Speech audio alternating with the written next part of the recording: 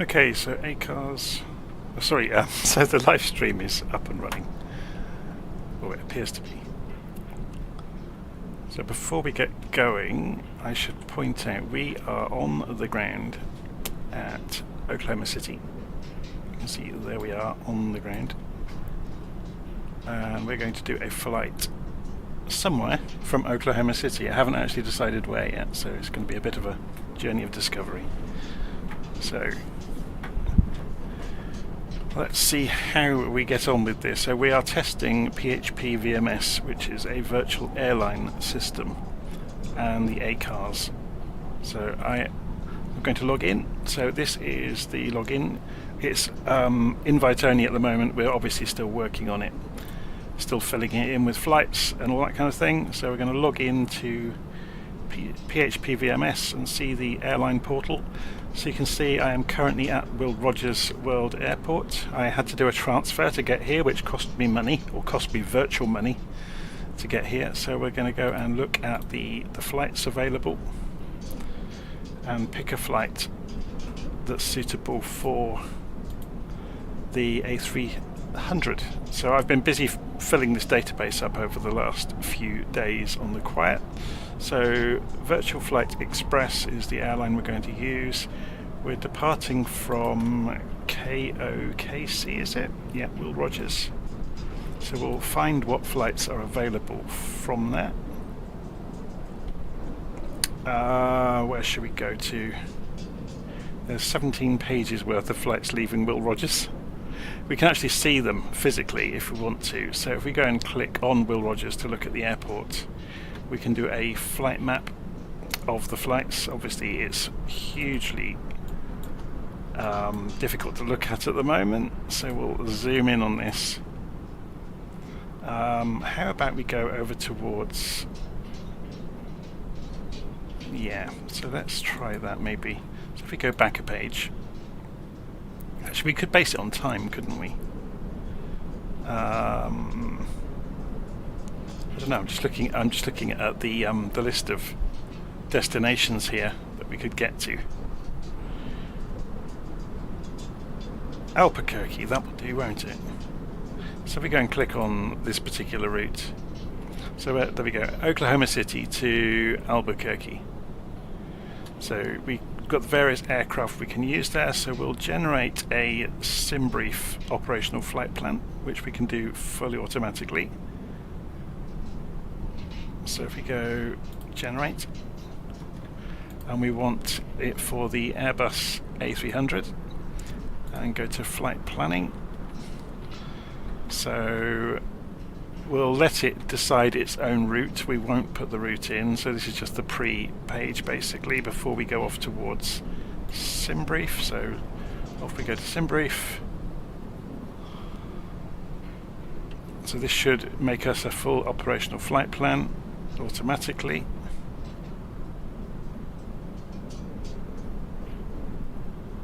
Fatal error, unknown aircraft type. Oh dear. So it doesn't know A300. Oh, of course that's not the code for it for Simbrief, is it? That's interesting. Okay, so what is, if we go to Simbrief, let's go and find out what the code should be for an A300. So if we go to saved airframes, is that only my ones or is that all airframes? Saved airframes. Can we do a search of all airframes at Simbrief?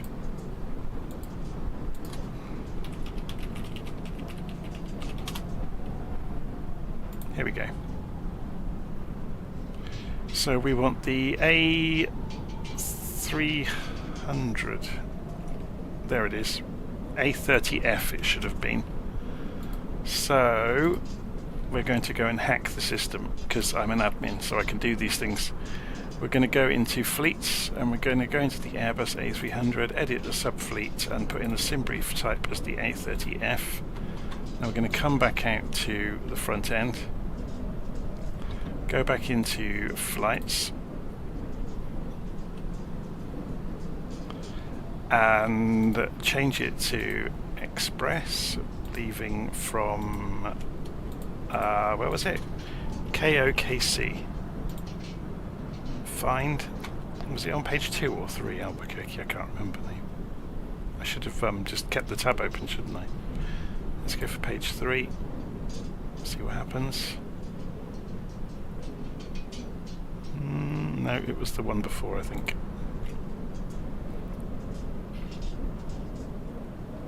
There it is. So let's see if it works this time. So we'll generate the Simbrief OFP for... Now that's interesting because I've already changed the code. Proceed to flight planning.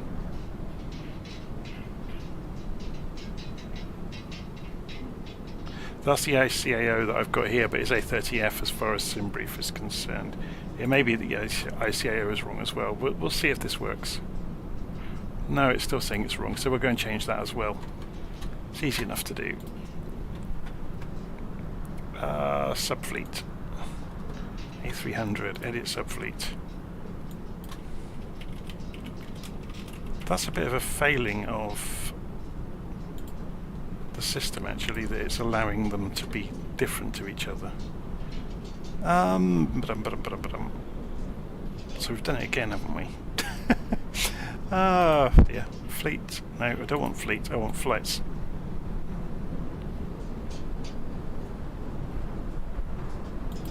We'll get there eventually. Bear with me.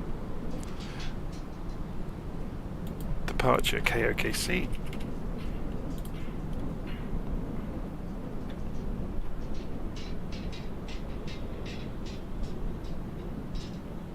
And find.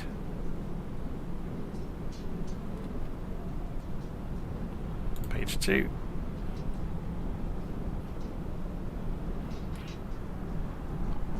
I've just looked up on here that it's the A30F for the A300 600R, which is the similar one to the one that's in the let's see what it's saying now. So generate. Is A30F listed? Why is it not pulling up the right code? Admin. Fleet. Manage aircraft. Edit the aircraft. That's why.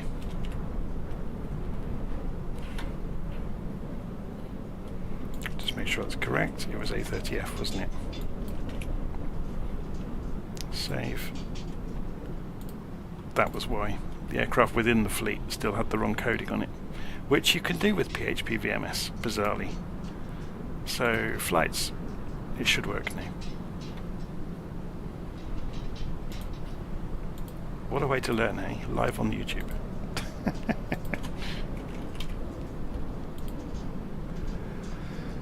Find. Go to page 2.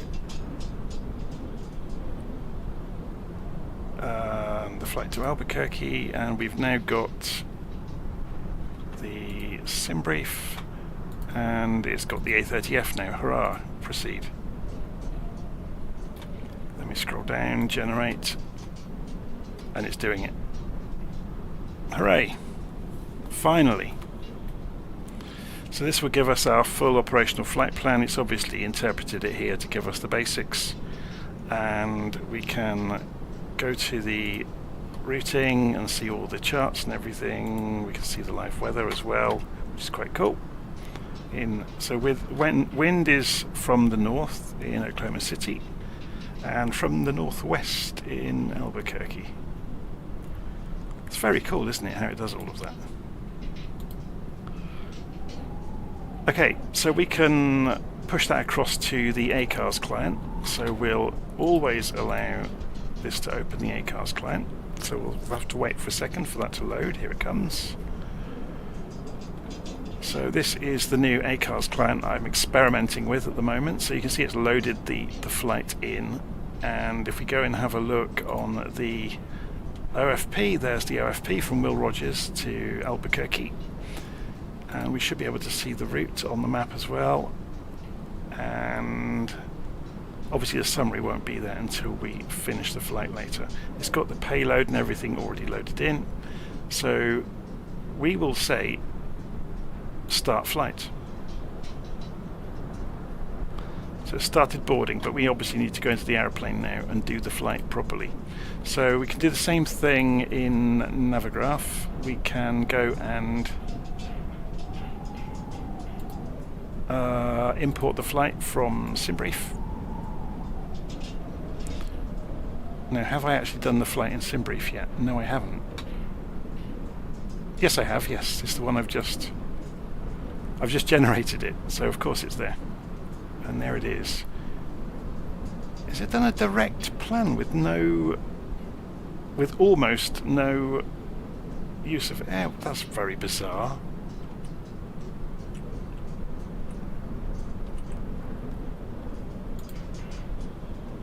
Oh, there's a couple of waypoints, but really not much. Okay, well that's fine.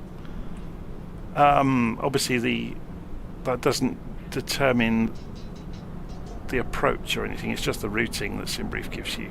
So we still need to have a think about that. So if we go into Oklahoma City, it's saying departure on the Old Guy 3. It's made a real mess of it, hasn't it? It hasn't drawn it. What is going on?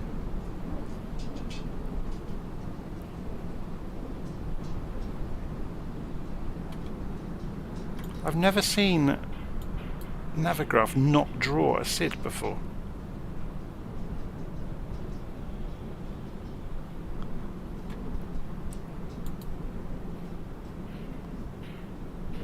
What's it done at the other end? Is it not drawn that end either?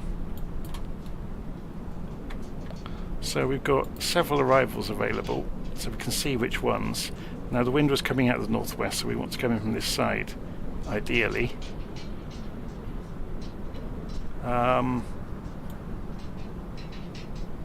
Interesting. So if we zoom right in, that's just the Albequerque VOR. There's the actual airport. I guess we come in from the south, so we're looking at this one would be good, wouldn't it? Reckon Coltra 4.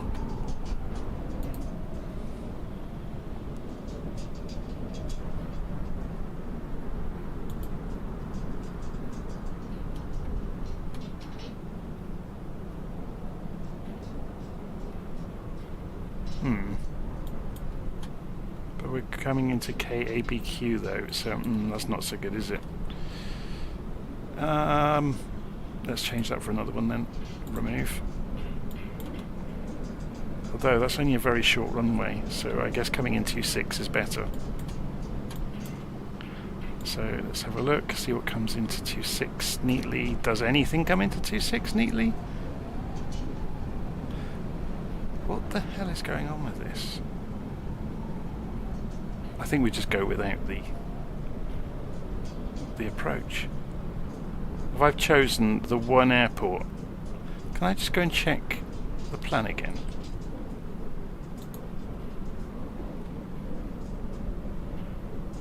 KABQ. KABQ.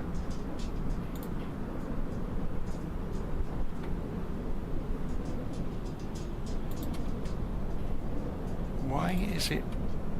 It seems to be all of the routes go via. This is just really fascinating now. Sorry about this. This is just me having a dig around and finding a good route, but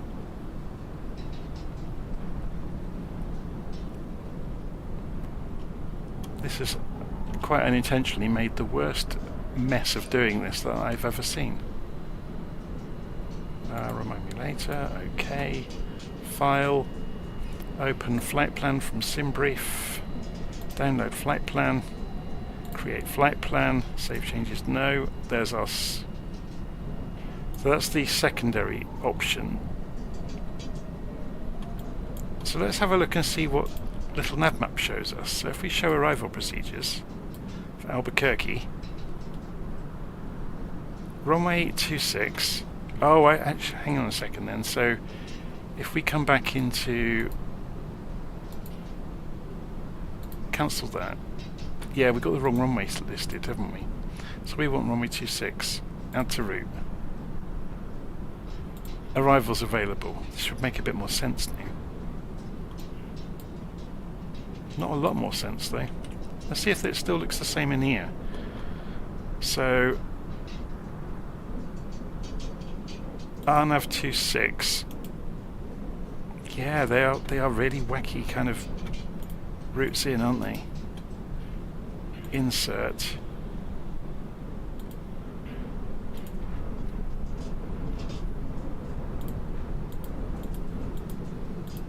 So it is looking like Ultra 4.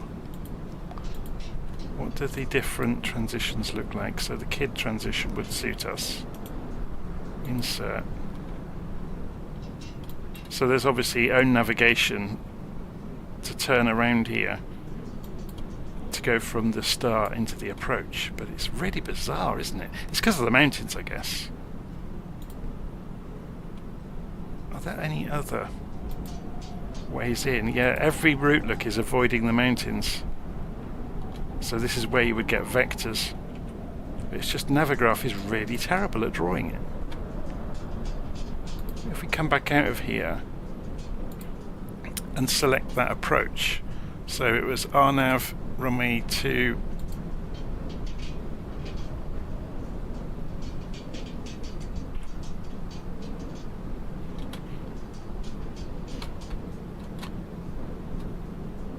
Let me just have a look at this.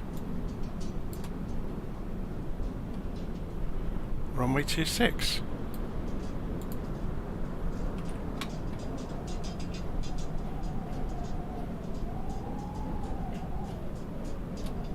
There it is, it's up at the top. And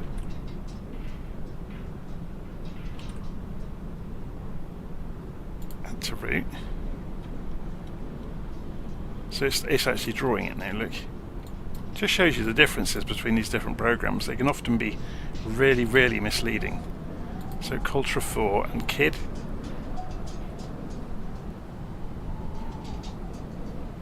Okay. That's looking a little bit better. So we've still got our own navigation once we come over the mountains to get towards Chinga. This is going to be fun to program in, isn't it? So, in the middle of all of this, let's go and close some of this stuff down.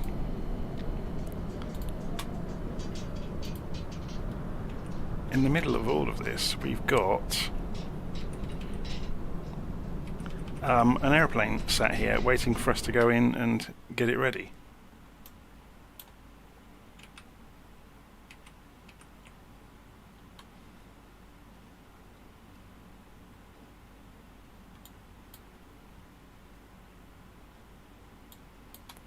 This is going to be an interesting one, isn't it? You know, there's times when you think, oh, this will be fun, and then you realise what you got yourself involved in. Okay, so let's see if my keyboard combinations still work in this thing.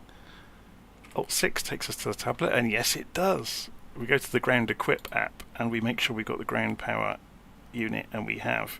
They put little tick marks on these, that's new. This got updated the other day, this aeroplane, by the way. Alt and 1 will take me overhead. Electric power section, second column in the middle. And we want to go and put the, no, not external power first. We want to do batteries 1, 2 and 3 first. 1, 2, 3. And then external power on. Okay, we've got the throttles were in the wrong place on my controller. That's what caused the alarm. So then Alt and 2 brings us down, and we put the APU master switch to on or up, and APU start to on. Then back overhead, the IRS switches can go to nav, except if the dialogue in Flight Simulator pops up and annoys us. So they should all go to align mode. I'm just waiting for those lights to change. Yes, that's all working.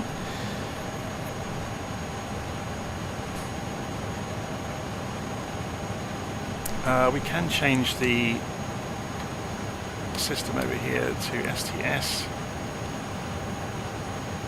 it won't show a number until we go down into the MCDU. So we need to go in here and put in at least the route first, but we can go into, we don't have to, do we? We've got Simbrief. We can go to ACARS, we can load Simbrief, and it loads it. Then we can align IRS, and then if we go Alt1 again, we'll get a number now that will count down, or it should at least, until it's ready to go. So let's go and have a look and see what this did.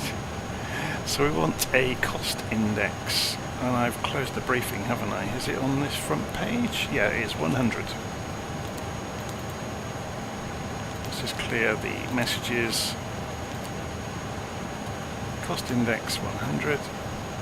Flight ID. What was the flight ID? 2591. Oh, we've just had the navigation upgraded. That's good to know. We should get not allowed, I think. Oh no, it's letting us through. So we're going to cheat with this. We're going to go Alt6 takes us to the tablet. We're going to go to weight and balance. We're going to update this from Simbrief, and then apply it to the aeroplane.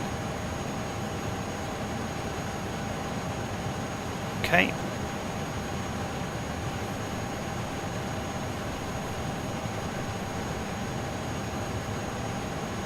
I'm just looking at this to see what it's given us.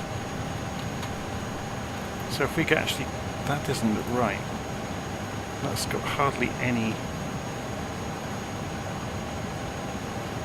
passengers. 25 passengers. That's the most empty aeroplane ever. Okay, but it's got a lot of fuel. That's all we care about. So Alt4. Actually, if we look over here and we go to the, I'm not sure if this will work immediately. If we show the fuel on the display, does it give you the right numbers? Oh, it looks like it does. It's okay then. We'll go and clear that. We'll have to turn fuel back off. There we go. And then it will automate and show the appropriate screen. Alt 4. So we should be able to pre-calculate this. Yeah, it should do it for us. There we go. Will it do the centre of gravity? No, it won't. Of course it won't. Entry is out of range. So to get the centre of gravity, we have to go over to the tablet, I guess, and go into the calculator. Oh, sorry, no, the weight and balance. And 25.2 basically. So Alt 4 puts us back here.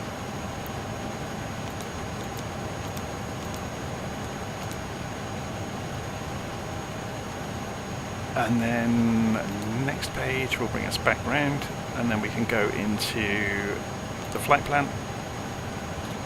So it hasn't got the full routing, remember, so we need to go into KOKC and choose the SID and the runway.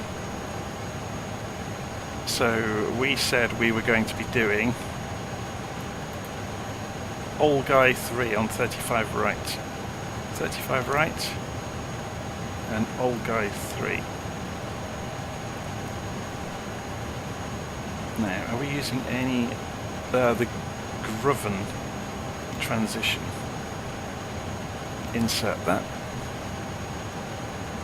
And then go into the flight plan again, or we're still in the flight plan, aren't we? That's flight plan. That takes us to the top at least. We scroll down. You don't get the last, or the destination is not held on the bottom line like it is in the more modern MCDUs. So we're going to choose the start into Albequerque, and we're going the Cultra 4 with the KID transition, and then RNAV runway 26. So push this up. RNAV Z26, Cultra 4 with the KID transition. We're not doing any of the transitions on that, are we? No. Insert. So then we've got discontinuity here between the end of the SID and the beginning of the route. That's fine, I think. That's interesting. Why is there a discontinuity there? Let's just have a look at this. Oh, it's there. It's between the leaving the runway and joining the SID. So we'll just close that up.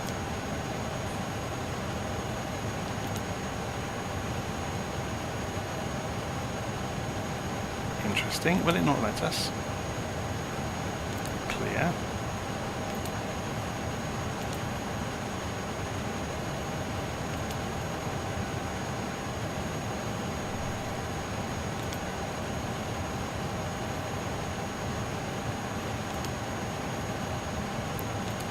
Oh, it's a manual. Sorry. Completely forgetting how this works. There we go. So, and then there's one here, which we can clear that out now we've got rid of the manual step. There we go. The reason it says manual is because it's manual. You're supposed to take charge of the airplane at that point. Okay, so that's all done.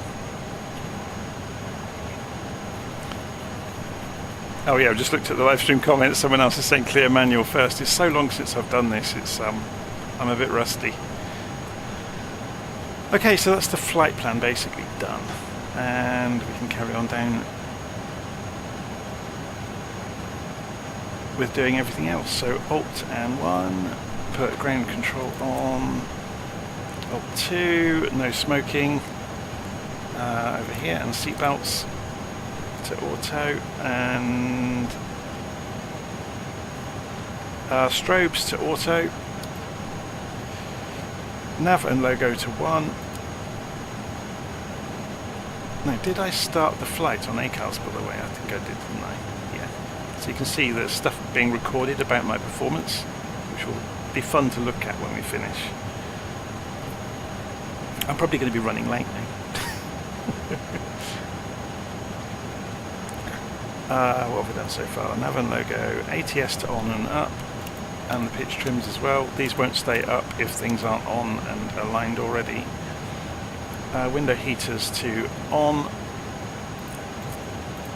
probe heats to on, flight guidance panel, so Alt 3 should take us there. Decision height to on, set it to -5. And then back to the normal positions, go and calibrate the altimeters. We can do that with B quite quickly.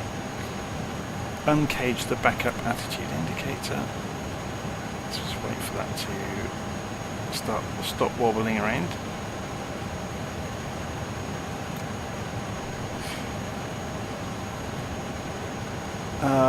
Set the landing elevation. So we could do that in flight, but we may as well do it now, I guess. So we'll go and look at the information for Albequerque. So we've got Albequerque here. Landing elevation 5,355. So we'll say 5.4. Oh, yeah.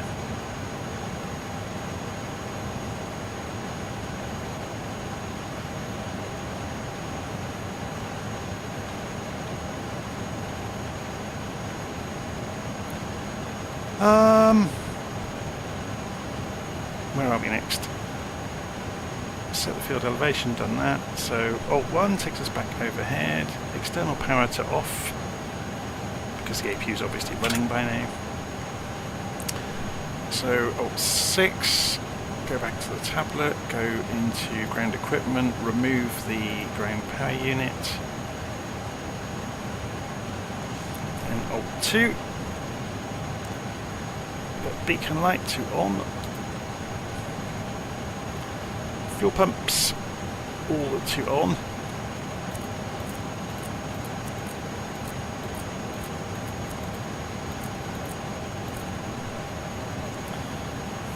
APU bleed goes to on, so we provide compressed air over to the engines. So then, here we go. Ignition goes to system A. And we go start 2 and it opens, and we look down and we see the numbers coming up. We're waiting for 20% on N2 according to my instructions here. There's N2, it's coming up.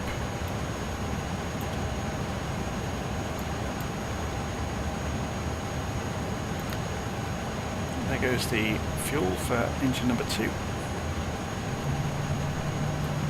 And while that's spooling up, you should see that light go back to arm once it's done its job on the starter.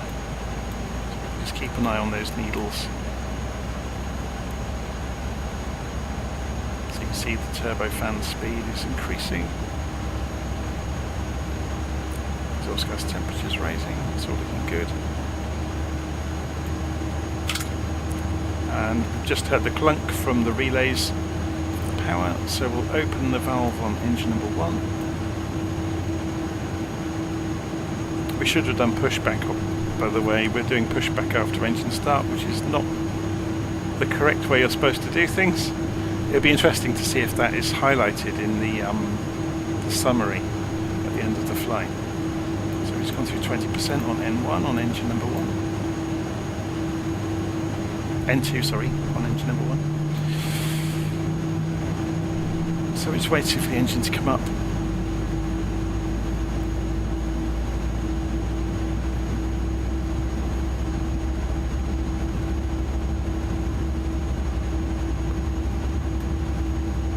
See this go back to, there it goes, so then this can go to off. The APU bleed can come to off. The APU master switch can go to off.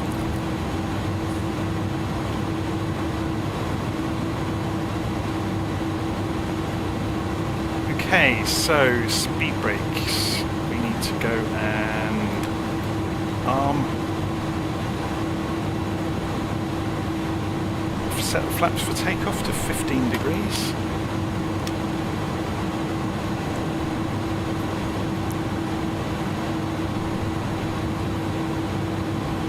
Put the taxi lights on.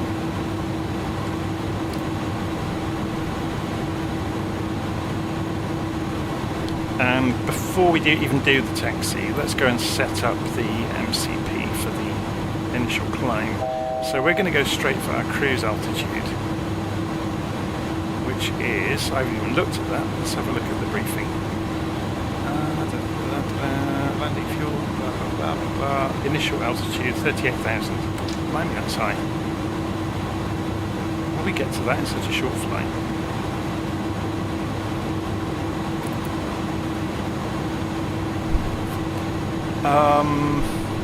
Initial takeoff, runway. So if we go and look at the diagram of the airport, we're taking off runway 35, so is that the actual runway direction though? 356 degrees.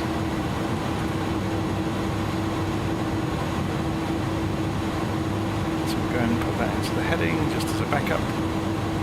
Way, whizzing past it. But we're actually going to, we should be able to program this. I mean, we can go to nav mode and pre-select that. We'll do level change when we come off the runway, to be honest. So it should all be fine. But we could go profile mode and then it should follow. It's essentially the predecessor of VNav. Let's just go and see if we've got, yeah, we've got heights and speeds programmed in, so we should be able to go profile mode.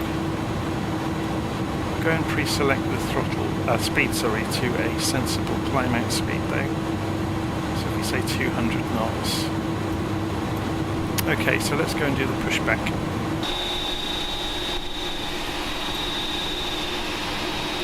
So Shift P.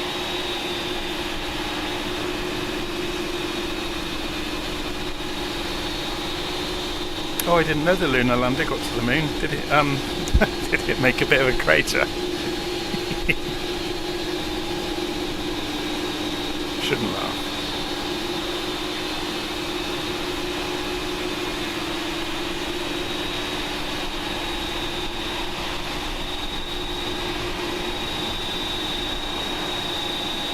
Yeah, so this ACARS system we're using, it's entirely experimental at the moment. I'm still programming everything into the airline. Just come off the parking brake and it hasn't... That's interesting. Why isn't it pushing back more quickly? Is the parking brake not worked? Let's release it. We're doing the slowest pushback in recorded history. Let's try this again. Maybe you have to use the one in here now. So if we say pushback slow, no. After pushback started, oh, we still got the chocks on. That will be why. We just absolutely massacred the chocks. Okay, so we're going to 35 right, so we want to be going backwards and left. So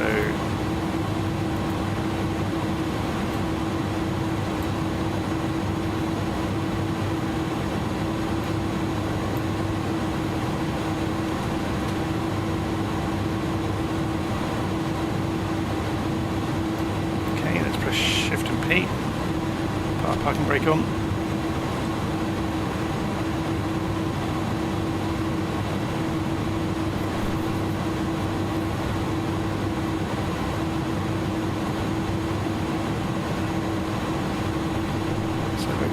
To get out of the way.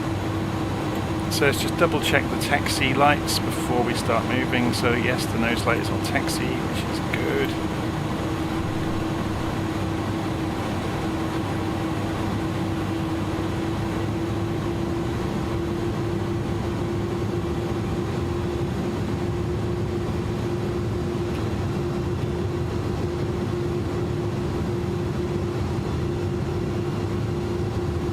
Wipe out the flight simulator lorry on our way out to the taxi route. So let's have a quick look at the route we need to go.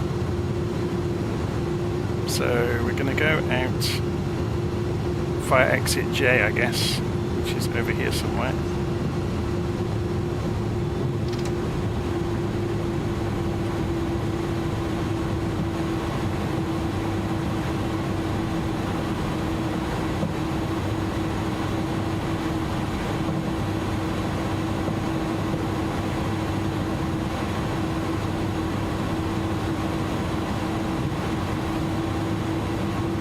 I've turned the ground traffic off, by the way, because it was causing stutters, and I would rather just have a nice smooth experience as we're taxiing around.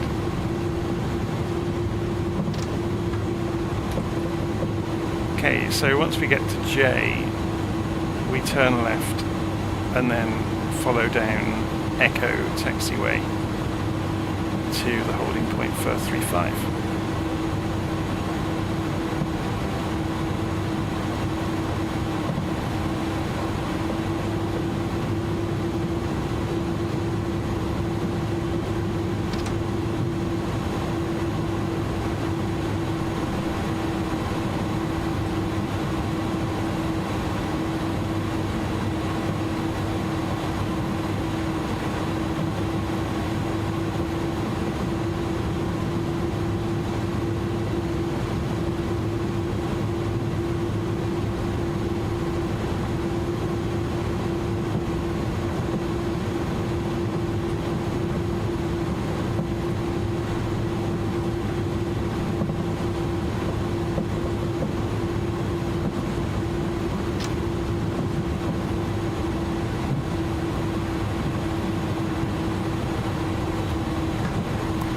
Labelling's like, is it obvious that this is Echo?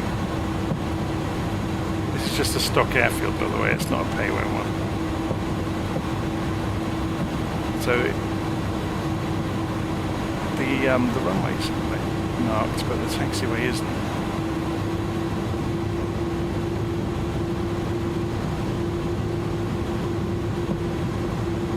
So we're going down to the end.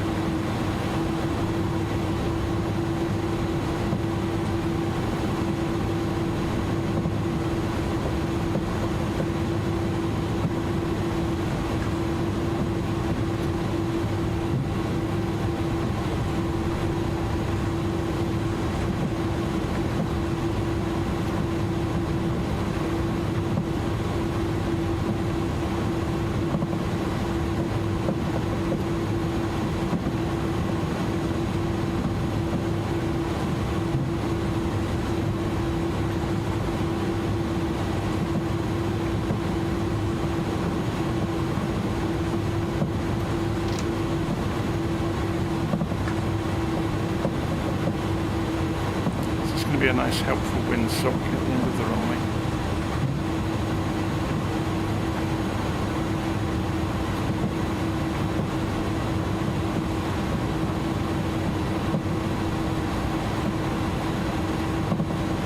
At least it tells us we're going from the right runway, hey?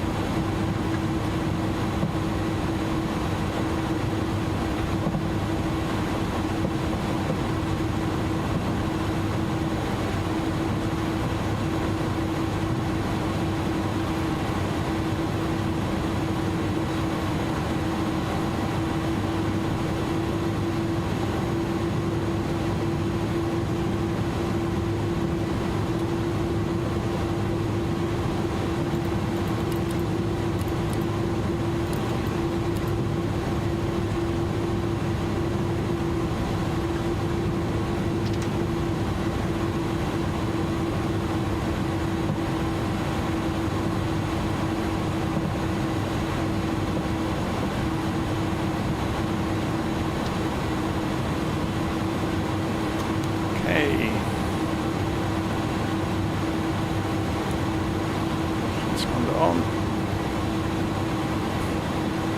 It's an immediate left turn, look. To keep an eye on that. Can we get a... No, it's the closest range we can get.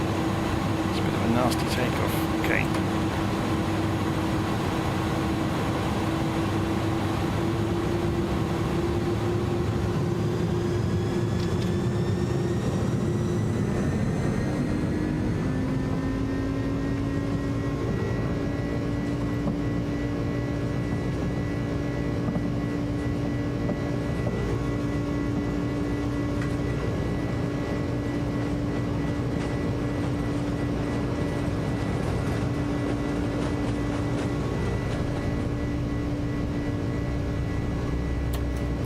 Gear up.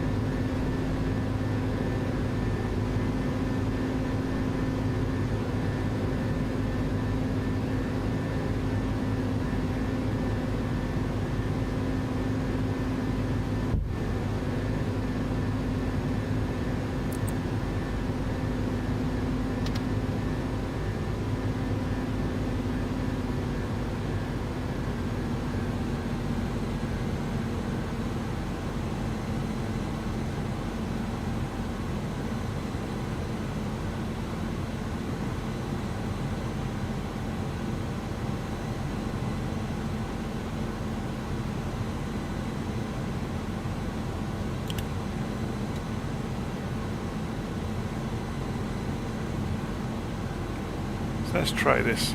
Go for profile mode and see what it does.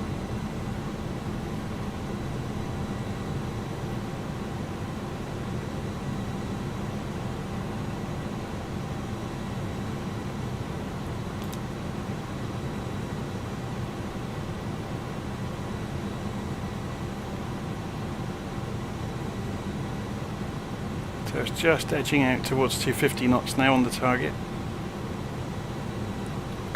We've got a target altitude of 38,000, but it's creeping up towards. Interesting, look at that.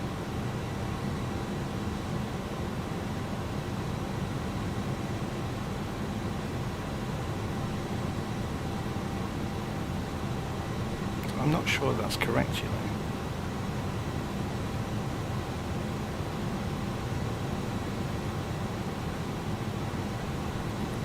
So we're in America, so it's an 18,000 feet barometric, or sorry, transition altitude.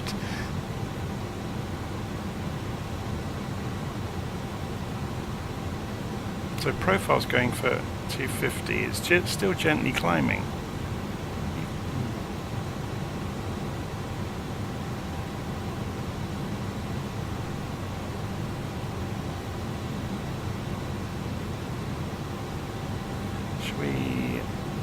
see what's on the tablet, see if they've added any new bits and pieces to it. So we've got Navigraph on here now, but that's really not much use. We could look at the departure, I guess. I don't know if it will project us onto it though. We're doing it all go 3, aren't we? So there's us. Yeah, we've already left it, look. We're on our way towards Beatty.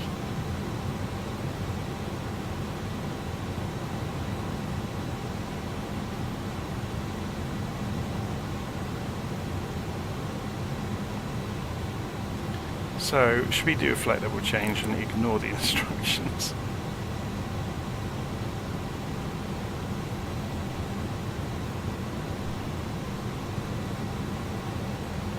That's interesting. Why is this not going up to 38?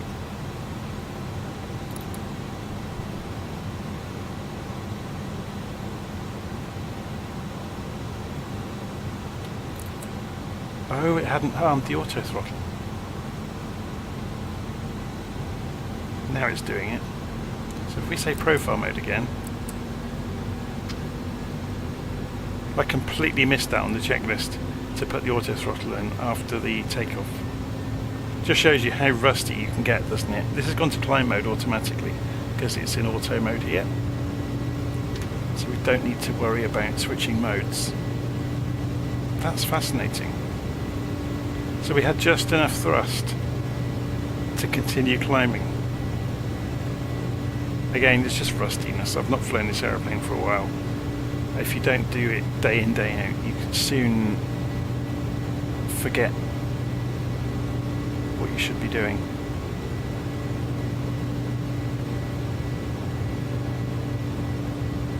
How are we doing in terms of height? It's coming through 10,000 feet, so the lights can come off. We get a 500 feet leeway on the ACARS. So that decision height can come off now.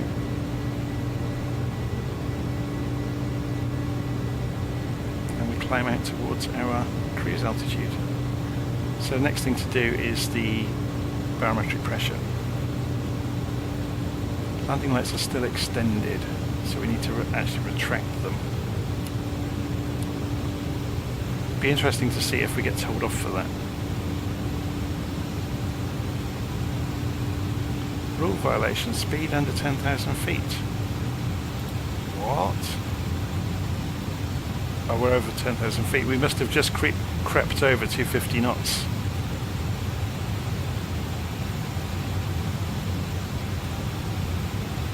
Interesting. Oh, I meant to record this on Volanta as well. Should we do it from halfway? It won't hurt.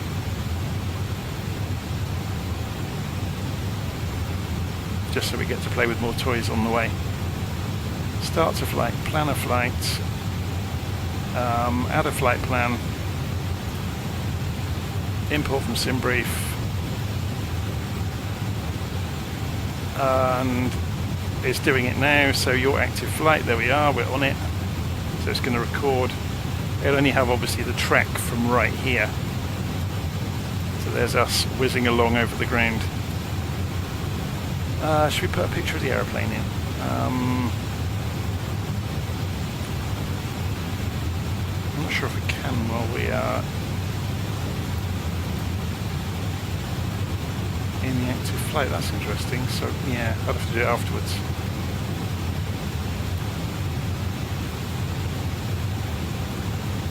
Flight number, that is the flight number 2591.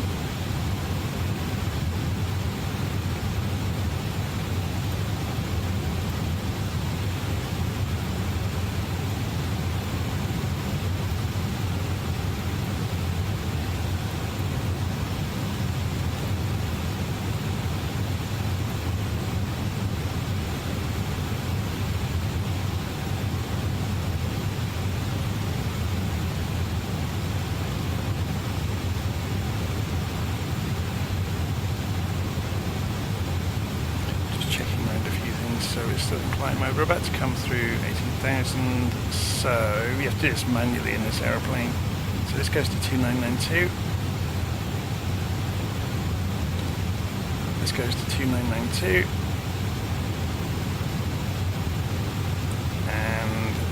autopilot side. Let's go and jump over there. Goes to 2992. Jump back again. We've got icing warnings going on, so let's go and put the anti-ice measures in place.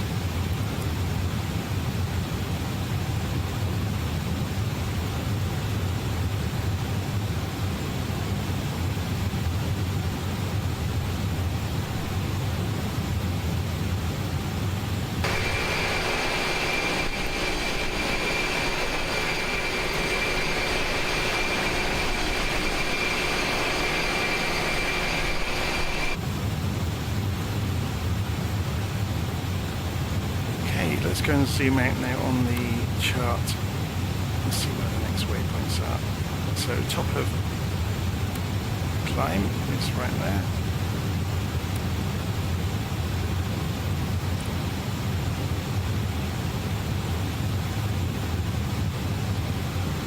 Let's get rid of that off the chart.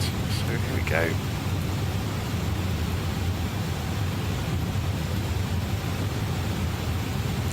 Got a bit of a trek across the states, so let's put VFR mode on. What chart does that give us? At least you can see the line of hills just above or just in front of Albequerque. So we've got a bit of a trek for the next little while. So if we put this into satellite mode, do we get actually some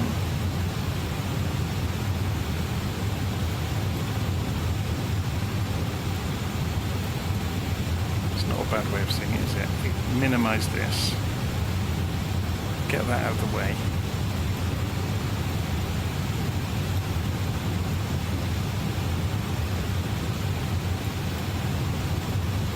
And see it on the map, so we can see ourselves coming down the track towards Albuquerque.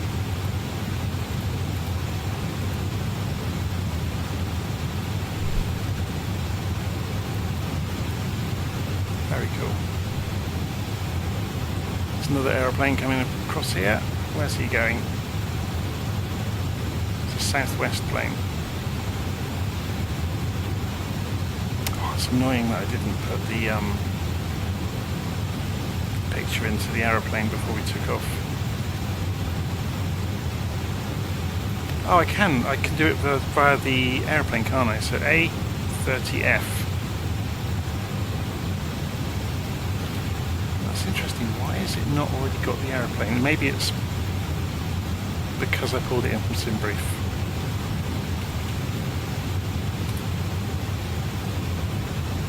Yeah, it doesn't understand.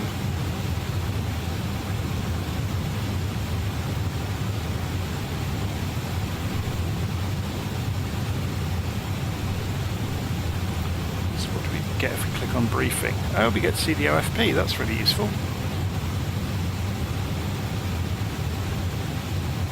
Very cool.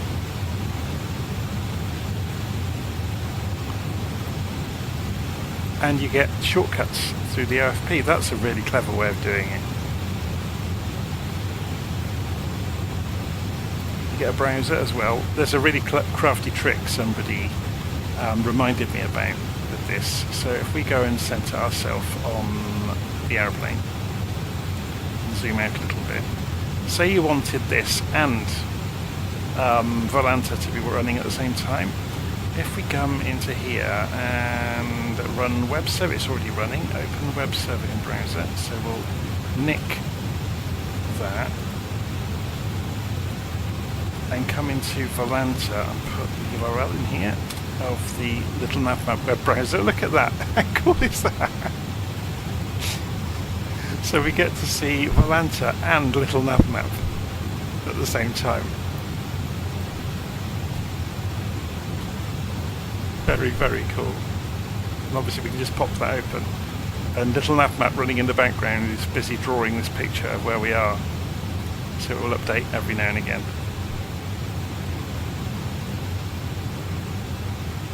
Yeah, auto refresh, there we go, every 1 second if we wanted to. So we could say every 5 seconds will be enough. Center is aircraft, there we go.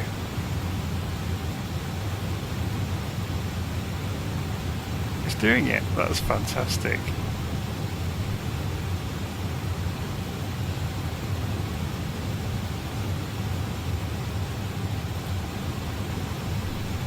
Obviously we get the nice 3D view anyway of our route.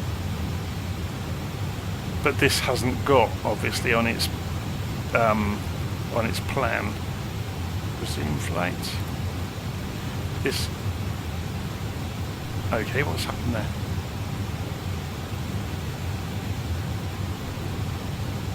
No, Volanta's had a complete fit, hasn't it? Cancel flight. Yes. Will Rogers to Albequerque. There we go. It's now got its mind back on the job. I'll leave it alone. So let's have a look at this airline that I've been playing with. If we go to the dashboard, he says, famous last words as it refuses to load. There it comes. So that's obviously where I last was. But you can see within the airline there's a roster of pilots, there's various different airlines that we've configured, there's different ranks, there's a rank structure already configured. There are awards, so pilots to 1 hour, to 10 flights, to 10 hours, to 100 flights, and so on and so forth. Still inventing all of that. You can see stats of the various members. There's just a few of us testing it at the moment to put it through its paces. You can go into live flights, and obviously I am the only game in town at the moment. So I guess if you click on me, yeah, it will show you the details of my flight and obviously my track so far.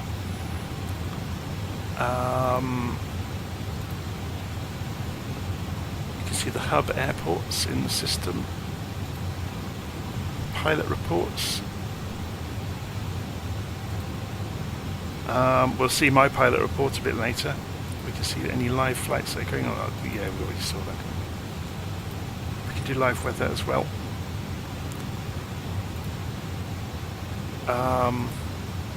Obviously you can see your own profile, and you can see a map of the flights you've done. Obviously I've got very little to show so far because I've just been testing it.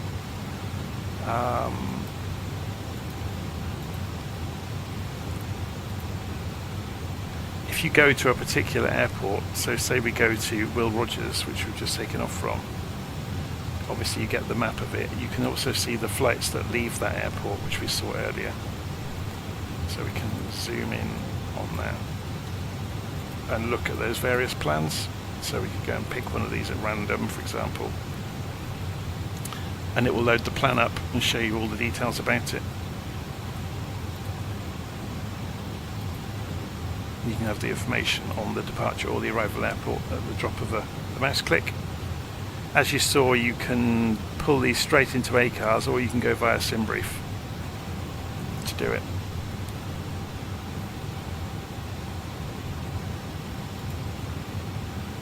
Yeah, it's clever stuff, but again there's an awful lot of configuration involved. Just to give you some idea what I'm talking about, if we look at a flight that was filed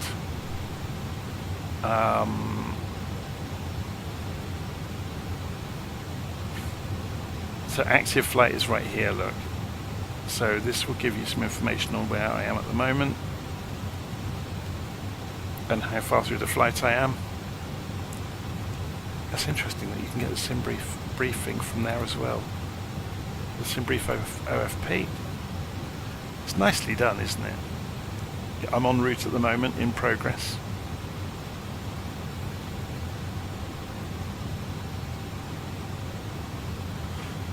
But yeah, if I look at something, one of my old flights, so PyReps is one of my PyReps from the other day when I was just testing the system out. So you get a lot of information actually. So you get the finance information about what it cost. This is before I started tuning it. So at that time, it cost $250 to be at High Wycombe, and I've obviously reduced that enormously for the small airfields. But yeah, it's an interesting one. Anyway, where are we? So let's minimize LittleNavMap, this Navigraph as well. So yeah, this is obviously, look, this is interesting. Why is this not the same as the aeroplane?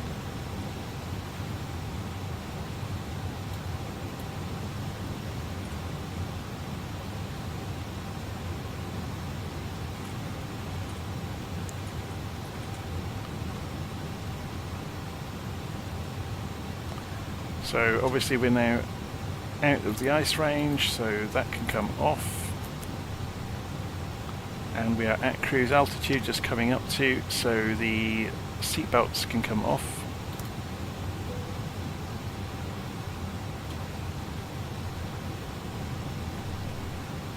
This should have automatically switched, well, it's following profile mode, so it's gone for 38,000 feet. So all the messages are good. All the stuff over here is looking good. Let's go and have a look at the ACARS program then and see what it's saying. Crossed above 10,000 feet, landing lights turned off. Yep, we did all that on time, so we've got very little. We've got a strobes violation, which is interesting. I could swear we had strobes on. We're on auto, okay. So it doesn't like that it's on auto.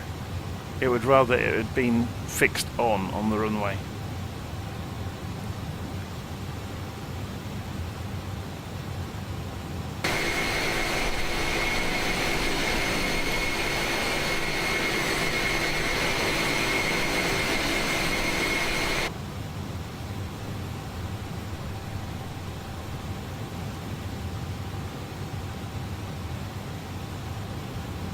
So can we get this to center on us? Oh no, it's just the chart, isn't it? I'm forgetting myself. Ah, got too many things running there. So let's have a look at the waypoints. That's what I was going to go and have a look at. So this is going flight plan.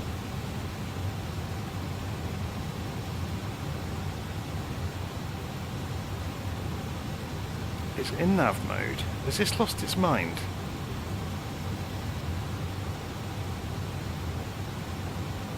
No, it's looking correct, isn't it? It's still got the line on the... Although it's... I wonder, because we are not... Oh, where are we? 240 miles away.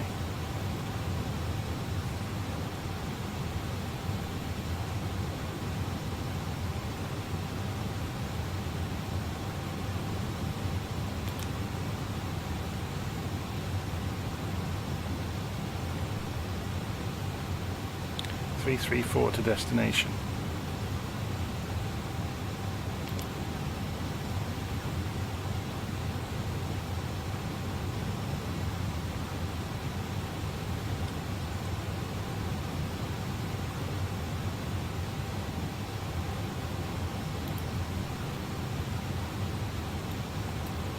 Yeah, this has broken.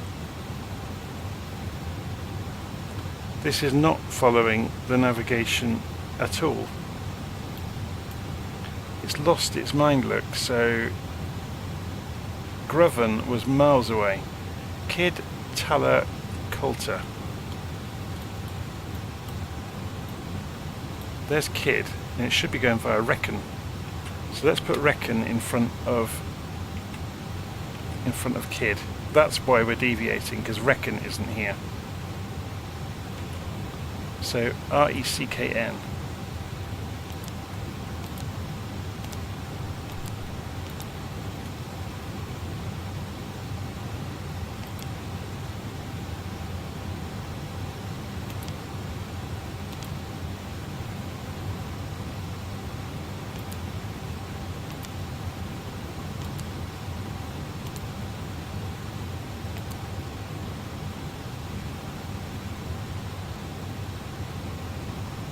Okay, the aeroplane's now correcting itself.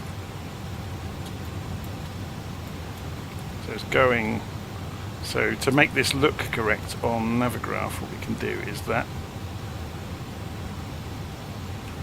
And the same goes for LittleNavMap, where it's slightly lost its mind. This completely differs from it, look. So we need to add reckon in, if we can find it.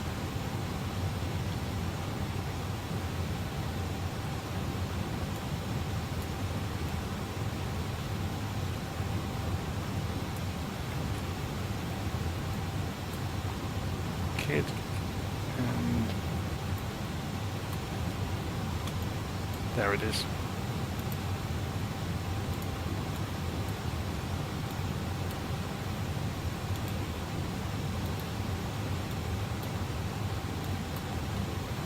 So it was flying straight for Kid. It hadn't lost its mind. It's just it's a long way away.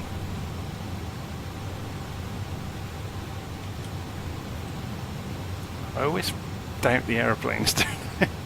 So we switched into cruise mode automatically, which is good. 260 indicated 38,000 feet. Zooming along.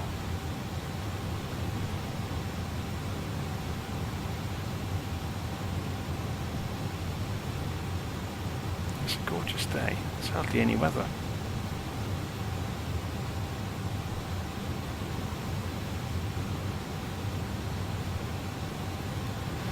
Though not so gorgeous at this altitude. Look, minus 18 true air temperature. That's crazy.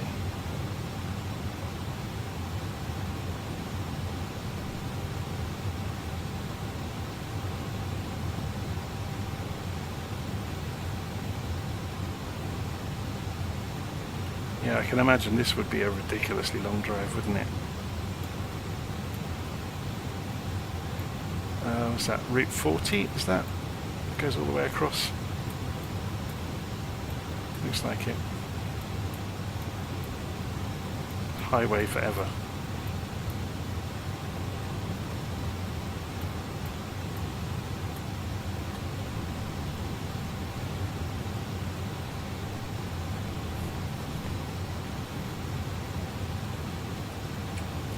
Right. While this aeroplane's busily whistling its way across the sky, I'm going to go and make a coffee. So I'll be back in a moment. I'll just set the camera up in a nice position so everybody can scream at me when a load of alarms start going off. Let's just go up there a little bit. See which side should we sit on? If we look at this side, it looks like the pilot's gone, doesn't it? Which is correct, because he's not here.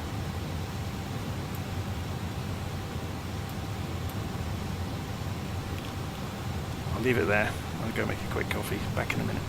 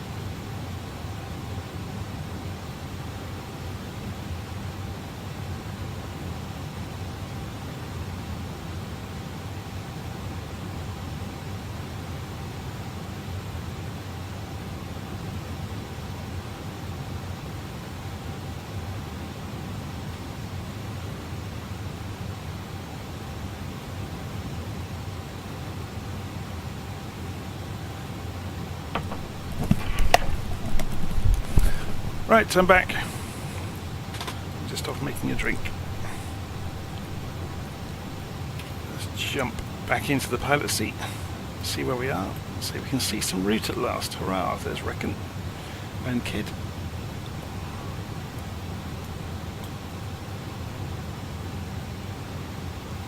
Still looking good, 38,000 feet.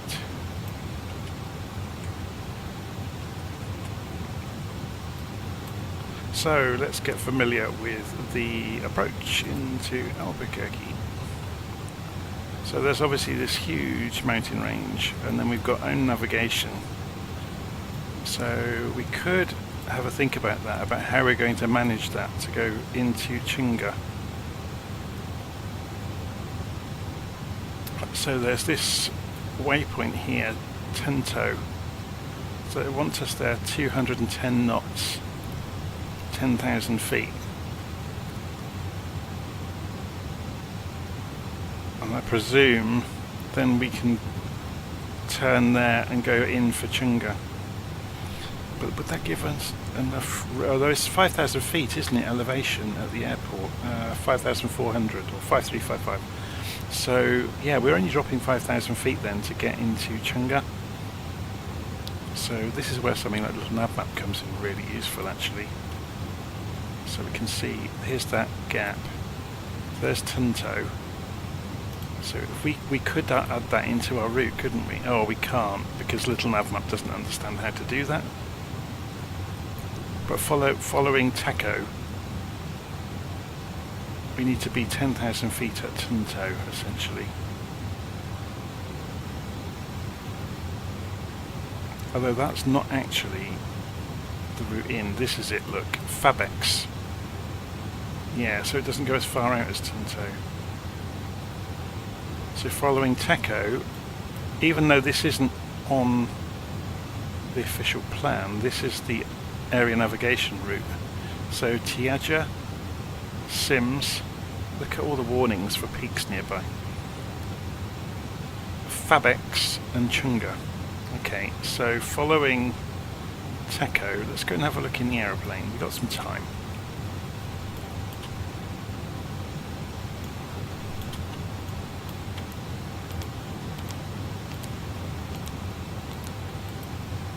So Takeoff to Chunga, look, there was a discontinuity there earlier. So let's go and program some in. Tiaja after Takeoff, so we want T-E-A-J-A.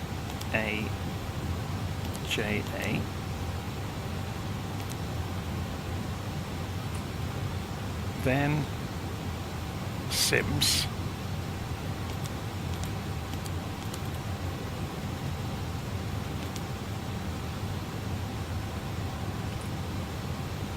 Then Fabex.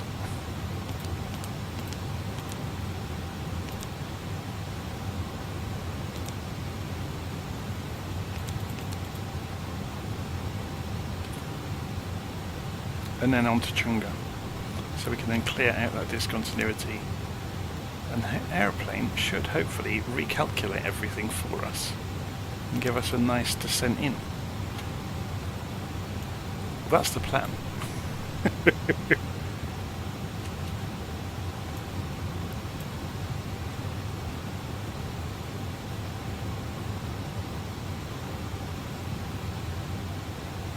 Yep. Female pilot did a 360 at the end of the runway 26 to lose altitude. That's a pretty good way of doing it, to be honest. So I can see what you mean. Did like a holding pattern and then flew straight in. That's not marked on the chart, is it? To do a circle. But it could have been that ATC told her to do that. And there's a holding pattern out this way, but that's not to scale. That'll be way over here somewhere. Or at least I don't think it is. Yeah, not to scale, look.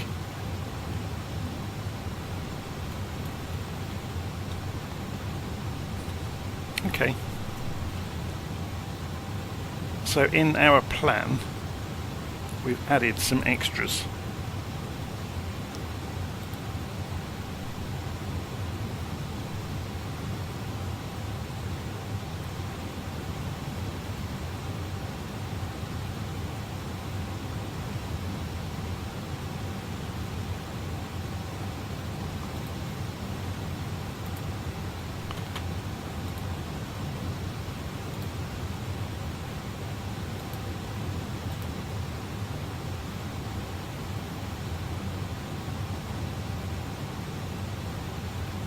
And we've got waypoints that Navigraph doesn't have, which is slightly unusual.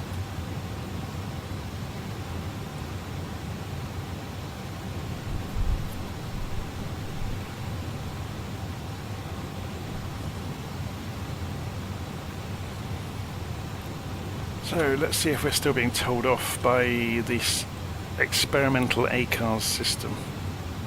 No, it's happy with what we're doing. It knows we're at top of climb.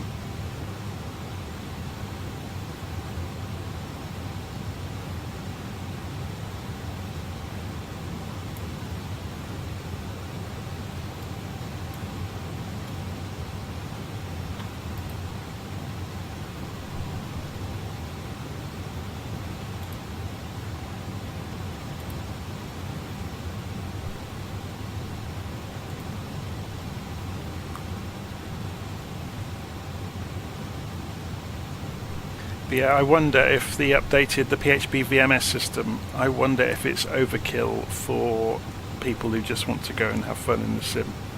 If you're training towards, becoming a real pilot, it's probably great fun because it's simulating a part of the real world in terms of having, all of this data available to you.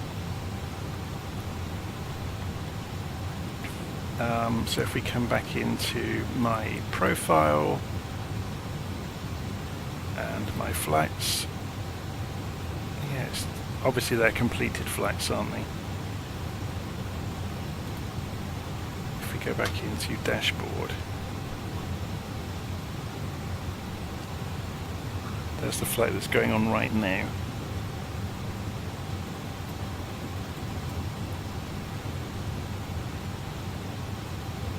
But yeah, it's all very clever.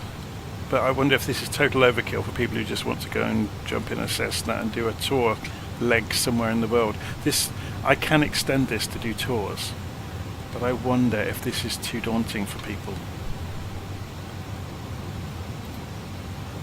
To have this avalanche of information.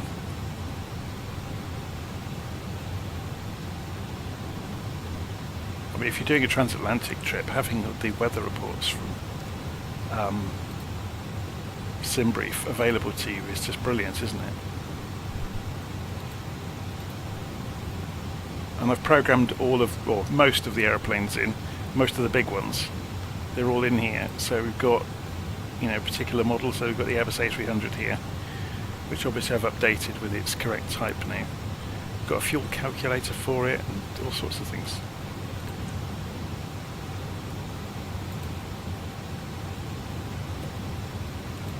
Anyway,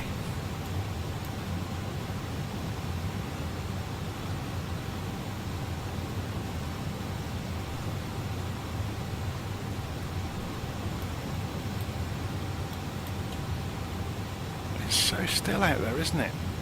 Oh, you can see the tiling is happening.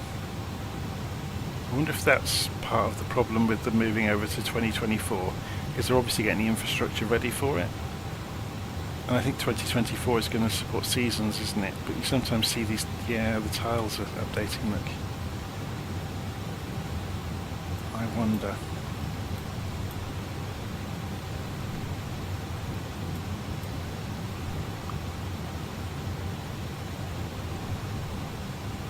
-18 outside.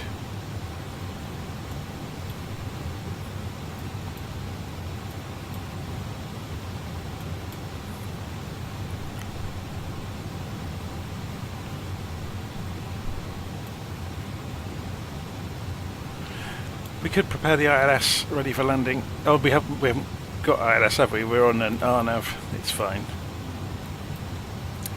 Never mind.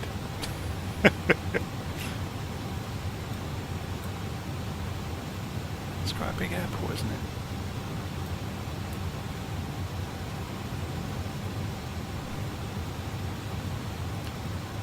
So let's have a quick look at Navigraph and see what it shows of the airport once we zoom in.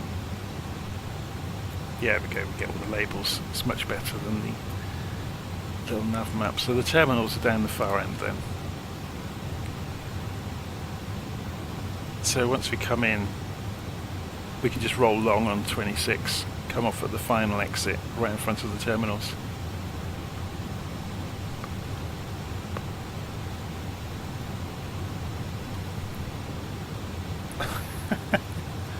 So Rick says hi, hello. So yeah, I think Robin's right. The ACARS system, it's a lot of information that would be great if you're into that sort of thing. But it's kind of overkill, isn't it? It's maybe it would only appeal to the big jet pilots. I don't know. The one failing I have seen that it does have is it doesn't differentiate the rules based on the aircraft, which is a shame. Something that is quite interesting with it though, if we go into admin and look at the basics in here, we can do things like where is it? There we go. You can set up maximum speeds for different flap detents for different aeroplanes, for example, and you can set up maintenance cycles as well, so airplanes can go out of service. So if you really wanted to, you could have the aeroplanes in the airline are finite objects that you can't have two people flying the same plane at once. But then you could have the problem, say you booked a flight to leave somewhere and someone else has done a heavy landing arriving there, that the airplane goes out of service and then you're stranded, and then you have to pay for a jump seat to get to somewhere else to fly a different airplane. But I think that's just taking it too far, because that means you can't just sit down in your simulator and fly an airplane all of a sudden. You've got to think in terms of, I'm taking this airframe from here to there on that day at that time, which is the real world. That's the way the real world works. But yeah, you can see here on the map, just looking at the Livestream chat, there's the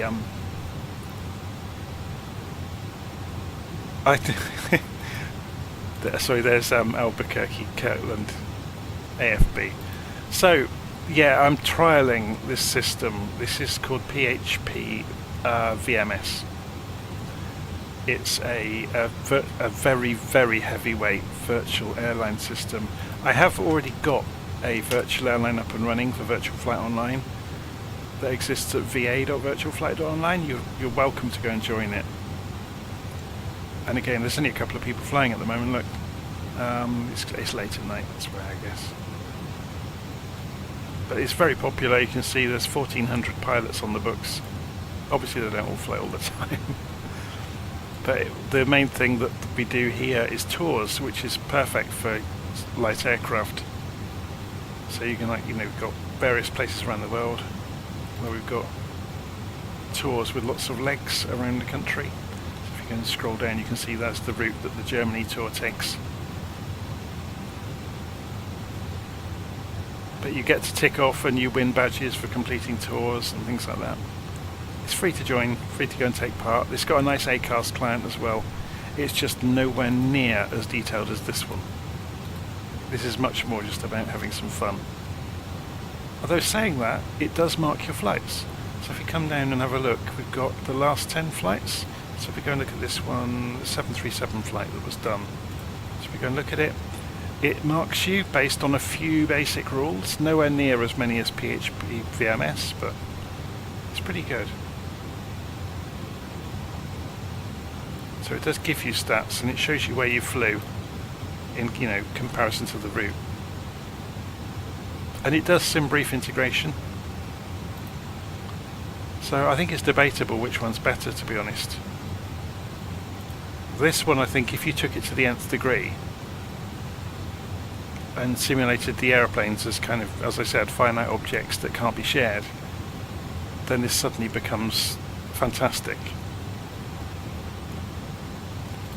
But this is pretty cool though, isn't it? Being able to see the flights leaving a particular airport and see where the fleet are.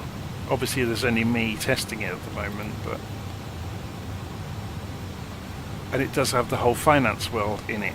So if you go and look at a high-rep, for example, there's me messing around with it, but you can see I actually cost the airline $1,000 doing this flight. Yeah, we'll see. I'm still testing it at the moment. Nothing is set in stone. Okay, so we're starting to see the destination and we're starting to see top of descent coming. So let's go and have a look at that approach.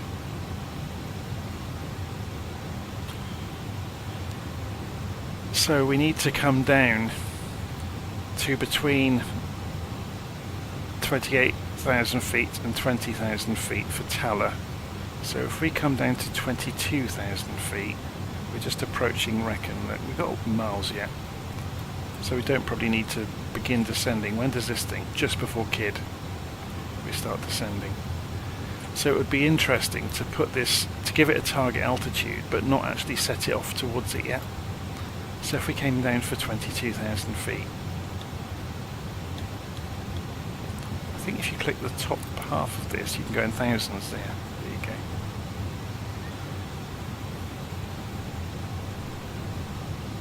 So we'll set 32,000, but we're not going to actually tell it to start descending yet. Or if we do, profile mode shouldn't do anything until we get to top of descent.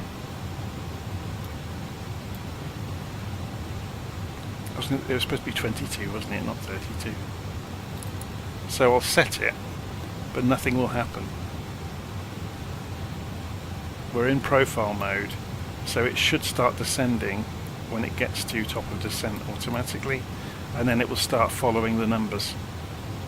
So if we go flight plan, that's where we are at the moment. Flight level 380, then we get to top of descent, it comes down, look, and it'll be targeting these various altitudes on the way down. You could almost just set this, using profile mode, you should be able to just set this for the ground. And it should look after it. It'll be interesting to see if it does, to be honest. It's about 5,400, wasn't it?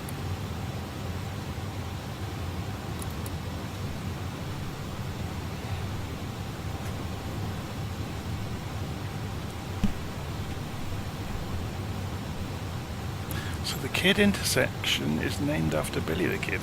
Interesting. So this part of the world is, as somebody said in the comments earlier, it's the middle of nowhere, isn't it? Just trying to think. I guess LittleNavMap's the place to look, isn't it?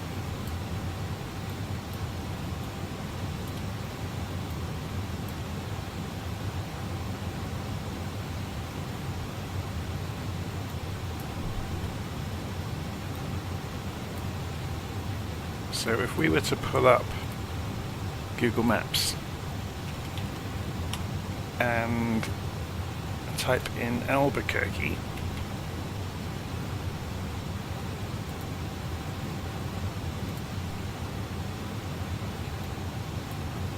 so there's the city.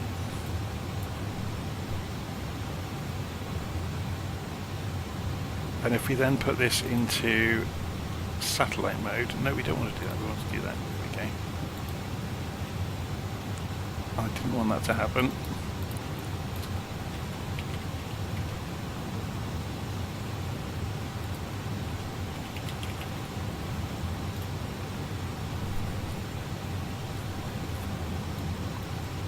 Okay, so what we should be able to do, if I remember how to do this correctly, is turn Google Maps into 3D. It'll take it a second to draw things.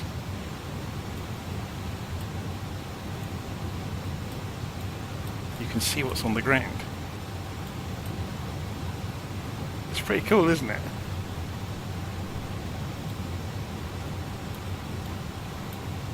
So if you didn't know about this, you hold Control down and hold the left mouse button down and you can pan Google Maps around. And you can see its version of photogrammetry that is done for pretty much everywhere these days.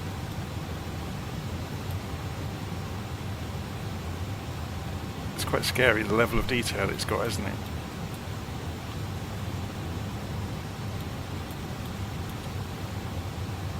If you give it a few seconds after you move the camera, it tightens it up with the information it's got. That must be a nightmare for the military, though, because we can see exactly what models of helicopters these are. I wonder if you can do the same with some of the bigger bases, like Groom Lake. Should we try it? It's probably called Homey, isn't it?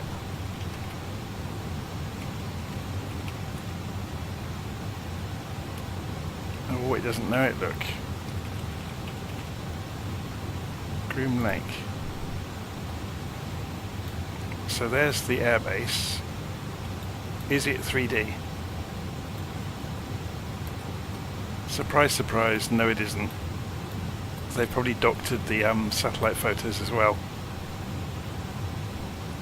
It's funny, we did a group flight here with the airline. In various places you can see where there used to be buildings in the hillsides. And you can see them in the simulator. We actually went around scouting around the place looking at it. I think down this end of the range was one of the places where it's very obvious that there were buildings once upon a time that have been covered over.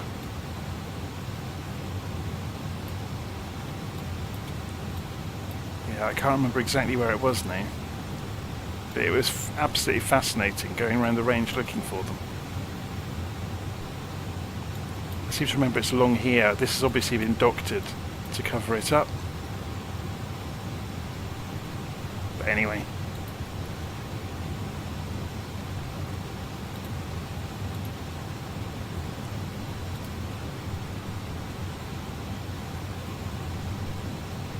Oh yeah, Davis Mothman would be perfect, wouldn't it, for the good idea. Let me just check how far away we are before we do anything. So we've still got a little while before we get to top of descent. Maps.google, Davis Mothman AFB, and we want satellite.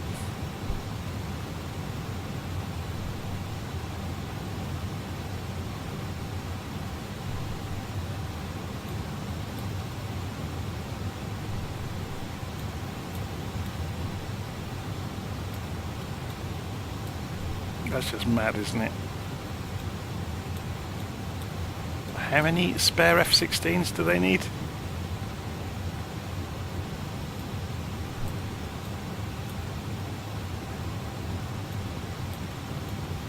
How many spare Hercules? How many Orions? Oh my word.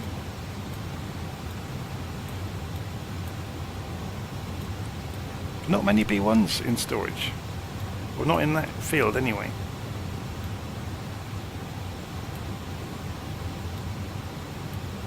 It's mad, isn't it?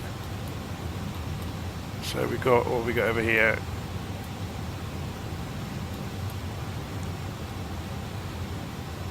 Oh, I've forgotten what they're called. It's the old carrier reconnaissance aircraft, isn't it? Early warning, or electronic warfare aircraft.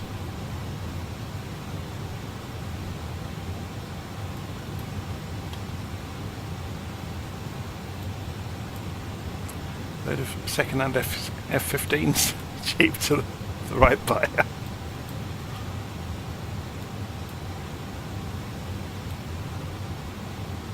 They look suspiciously like intruders.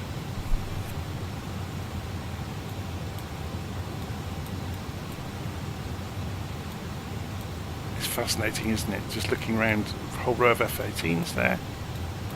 Some Black Hawks. What are they? Oh, it's Chinook bodies. Okay. Anyway, shall we start concentrating on our flight in hand?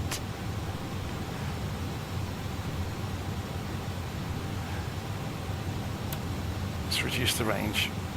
So we're about 40 miles from top of descent.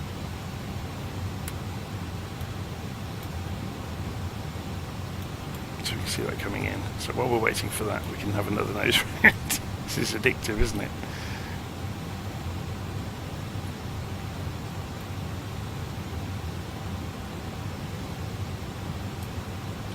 is an old 707, isn't it? Well, not the military version wasn't called that, was it?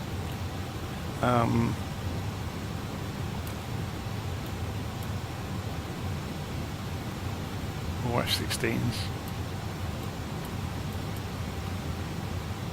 An entire field full of Learjets. Well, there might be Gulfstreams, I guess. It's difficult to tell from these pictures. Phantoms. It's mad, isn't it?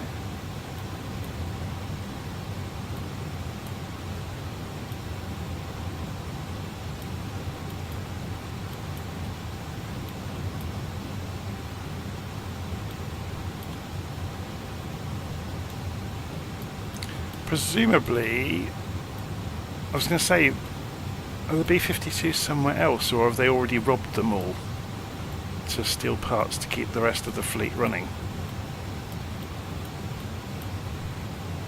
I was expecting to see a load of B-52s somewhere, but I'm not seeing them. But it may be that they've already robbed them, and that, you know, the bits of B-52 that they can make a whole new one out of have already been used up.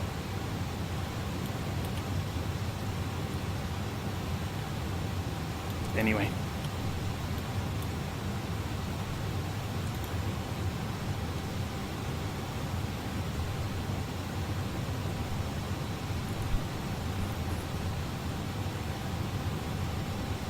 It must be fascinating with the older airframes like the B-52s, because they're getting an engine upgrade, aren't they, to keep them running for a lot longer. So they will essentially, there's a good chance we could have 100-year-old airframes in the air.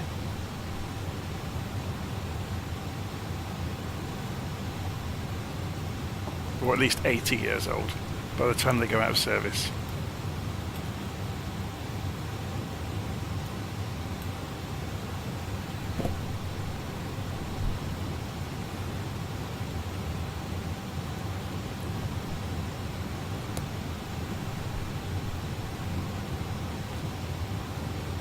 So B2s are getting Rolls-Royce engines.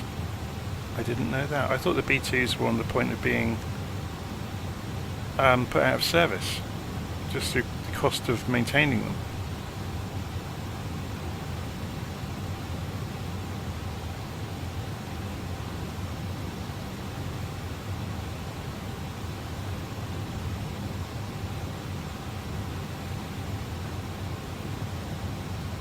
Ah, sorry, B-52s, yeah. Yeah, that's what I was talking about. They're getting an engine upgrade, aren't they? That will keep them going for years.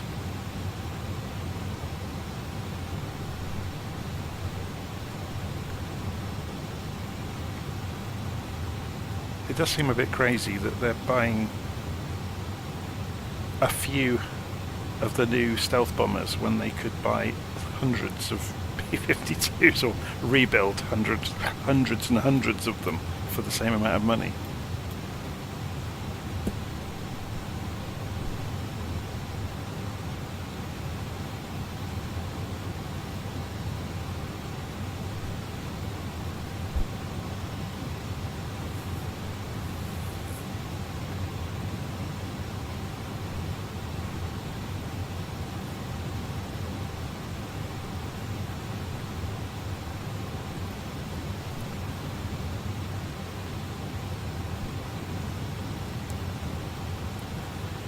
Right, we're nearing top of descent.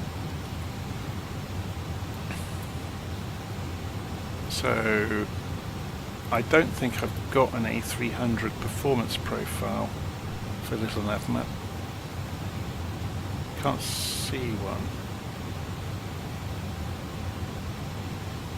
So I've only got the A320 loaded in, look, and it's giving top of descent in pretty much the same place.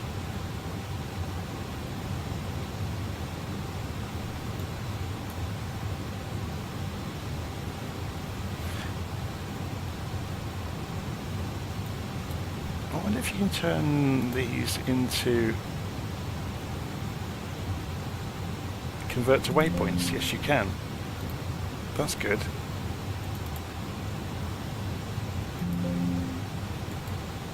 So then we can simulate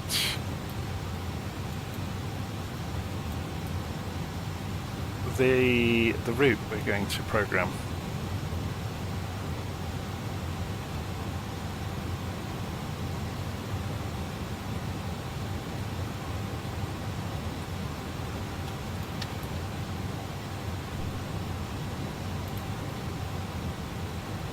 So Tiaja, Sims and Fabex.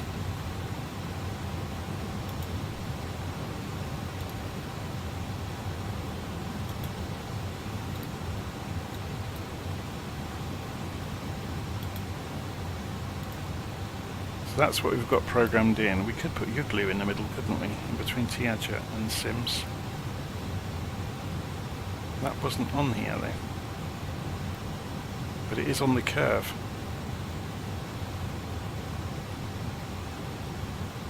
Interesting that that's a waypoint that if we switch this off, Navigraph doesn't seem to have it.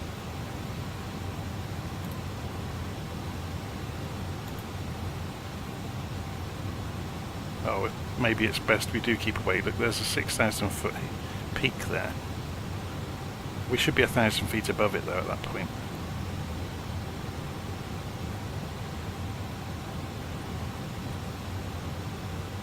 Okay, so we're in profile mode. We've got a target altitude of 5,400 feet. So let's see what happens to descent.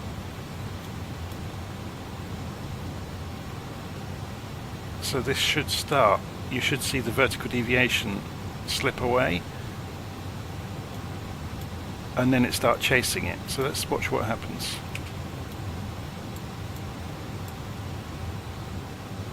Anytime now.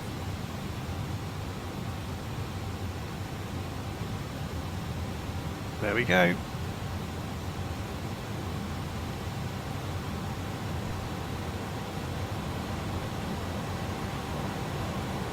So it's doing it. Very good.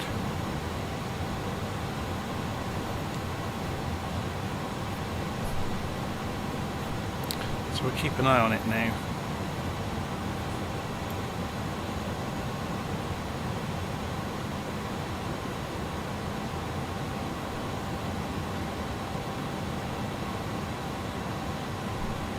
So now we are descending. We ought to tell the passengers to go and put their seatbelt signs back on, or the seatbelts back on I should say.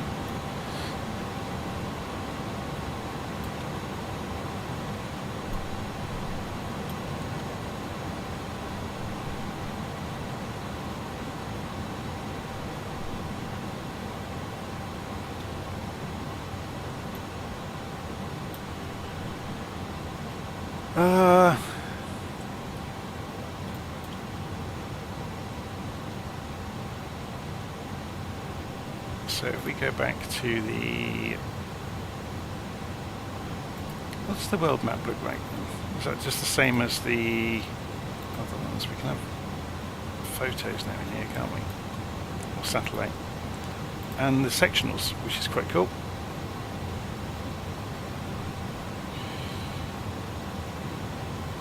They're really designed for VFR, but it's still good to see the features, isn't it? So you can see those hills marked in.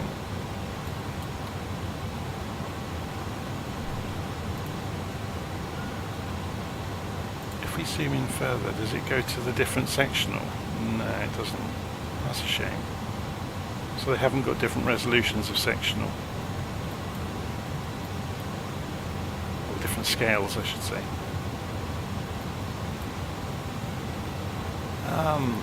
Let's go for IFR high just because it keeps it neat and tidy for us. So airplane is banking, which is good. We're going to get a sunset landing, aren't we? Coming down to 33,000.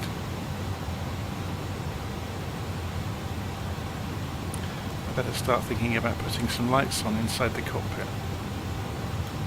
Dome light on. That's better.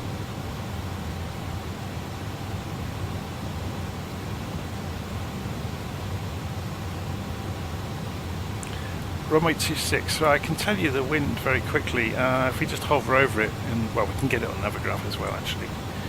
So Albequerque, let's go pull up the airport, go for the weather.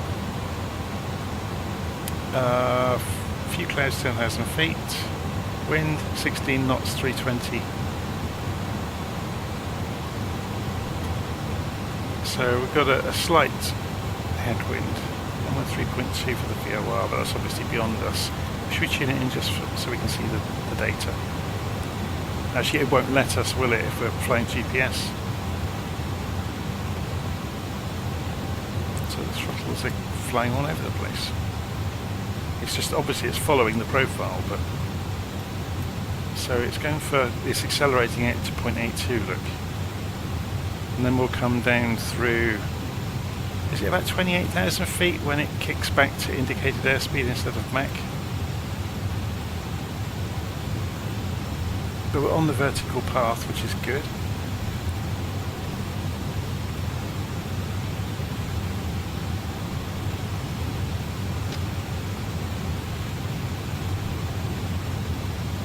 Yeah, I'm not listening to ATIS. I'm just going to go and do this landing because I think it looks like fun.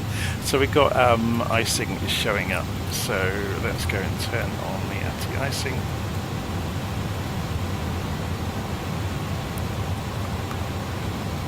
And have a look out the window. And it's still tiling on the landscape, which is a shame. Got a lovely sunset happening. Yeah, the sun will be gone down by the time we land. That's a shame.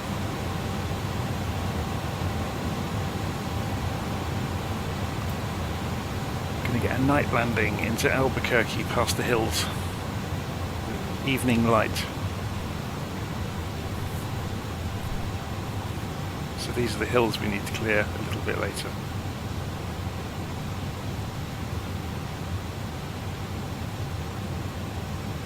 So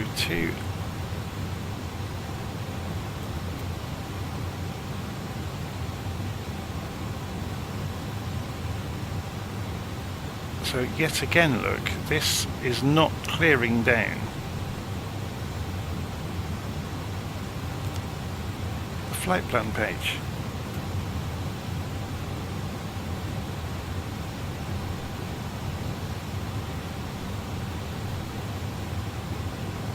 Unless it's just showing the previous leg, I guess. You would have expected it to have kid at the top. I guess it's because it's still showing top. It shouldn't be showing top of descent. We're going into Tala and then on to Colta. Let's see if it moves again once we go past Tala. This looks like a bug.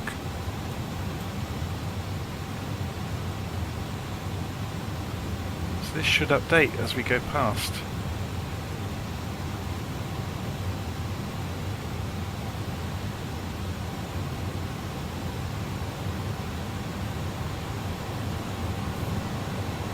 So Colta should go green, and it does. Oh, it has, look. Okay. I'll give it the benefit of the doubt.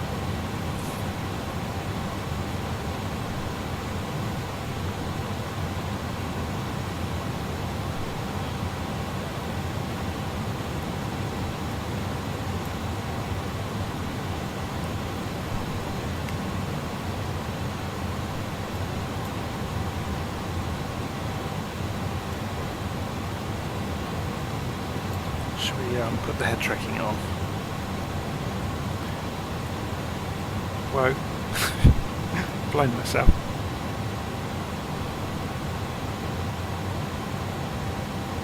Oh, it's a real shame about the tiling on the landscape, isn't it? That would have looked really lovely out there.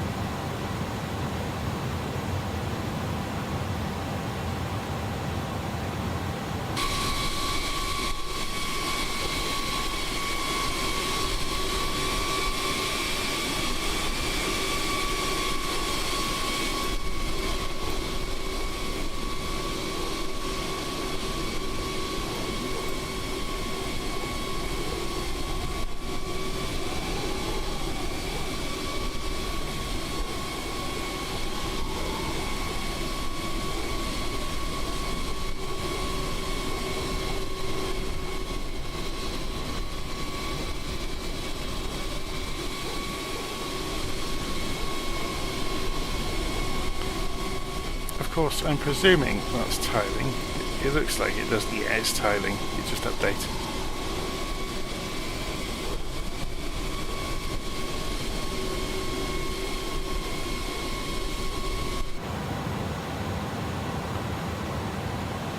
So if we go and have a look on the map, at the moment we're heading towards this area. This is mad, isn't it? We're heading towards this low area, but we're actually going to turn right and head more for the hills. So we're heading over that way eventually.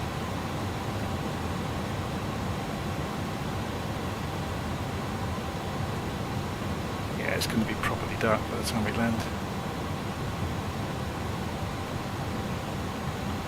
So, 20,000 feet, what's the QNH of the destination then? So, Albequerque, 310. Okay, obviously when we get to 18,000 we need to go and do that.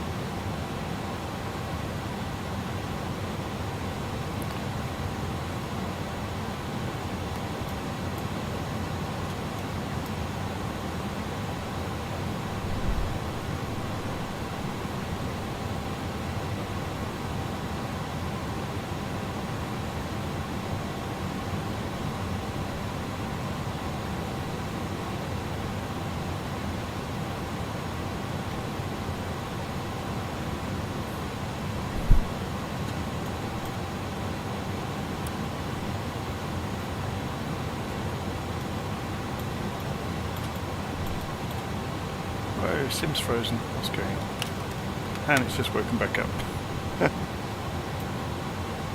It scares me to death when it does that.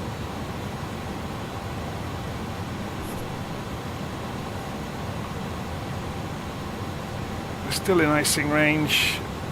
There isn't any clouds around now. I'm going to turn the anti-ice off. We don't need it. I can't see any clouds, or even any wispy bits of cloud. It's just a temperature sensor. And I used to have a phone that did this to me, but it would tell me it was detecting moisture when it had been sat on my desk all day and dry. So 310, here we go.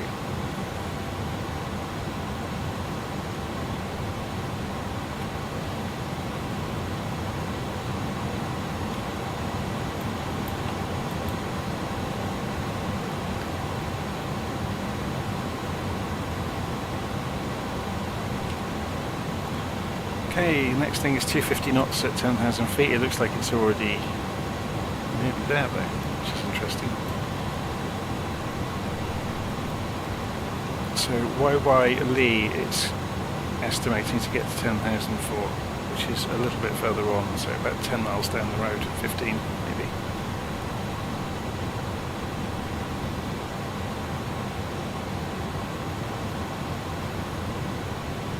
Should we have a look at ACARS and see what it's making of what we're doing so far?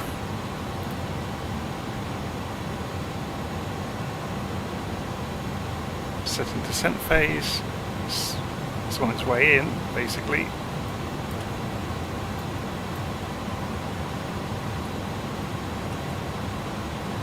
Let's pull up the approach chart, which we're obviously making our way through.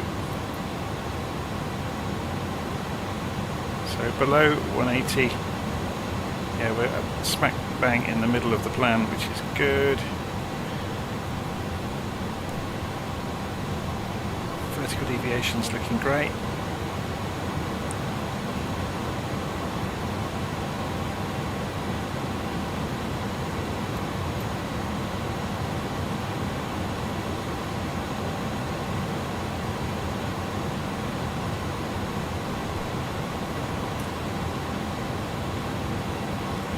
See that route that we've penciled in now. If we show waypoints,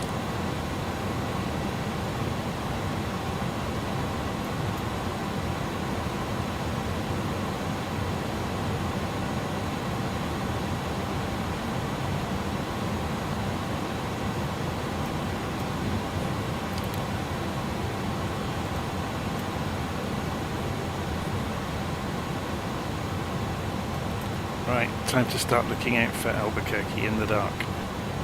So we're coming down, we need to get the landing lights on at 10,000, otherwise we'll get told off.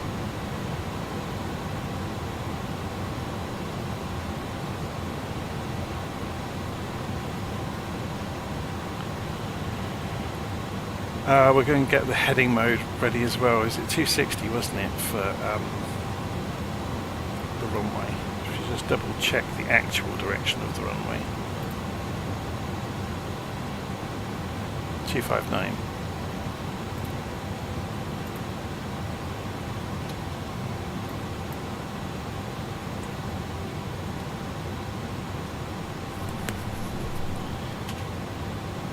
We could set a decision height as well.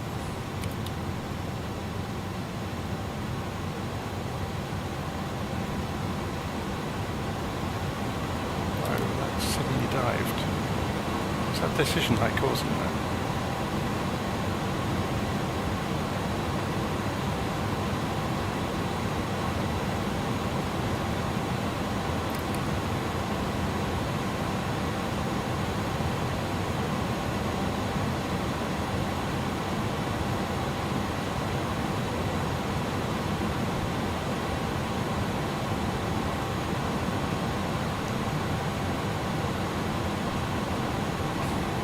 Let's pull this into 15 miles, we're getting pretty close. This is going to be fun, isn't it? So let's go head tracking mode, so we can sit up and see over the corner of the cockpit. But I need to get ready to start putting the flaps out soon. We're still at 11,000.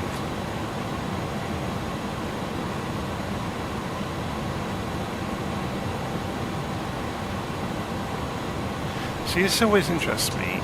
Surely, if the ground is this high, we should have the landing lights on already.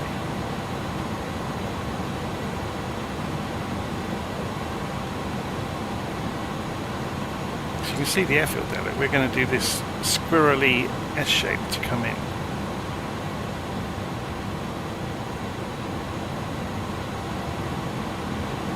So we're coming down now through 10,900. There's the runway.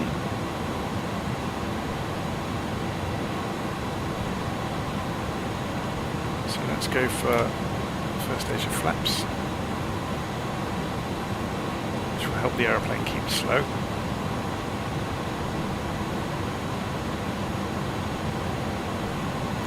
Here comes 10,000 feet. Within 500 feet we're allowed to go and do the lights.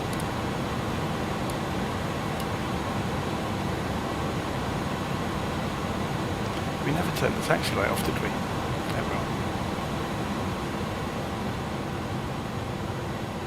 Right, it's starting to do the...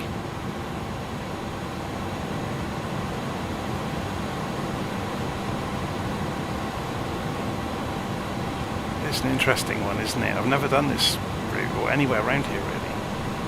So we're just clearing these hills, look.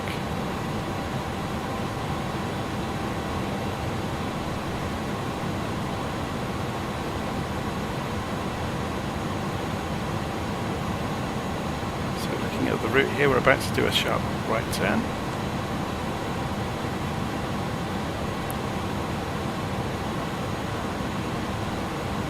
Slowing down further, so we're going to go for the next stage of flaps. We're right on the limit of the flaps though.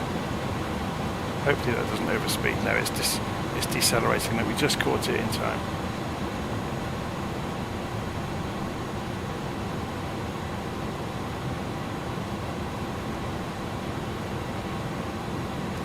To be ready to take over, disengage autopilot and fly the thing.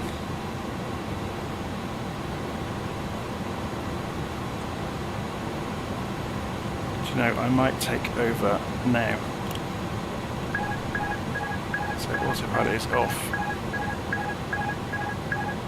That's just warning us the autopilot's off. And there it goes, it's shut up now.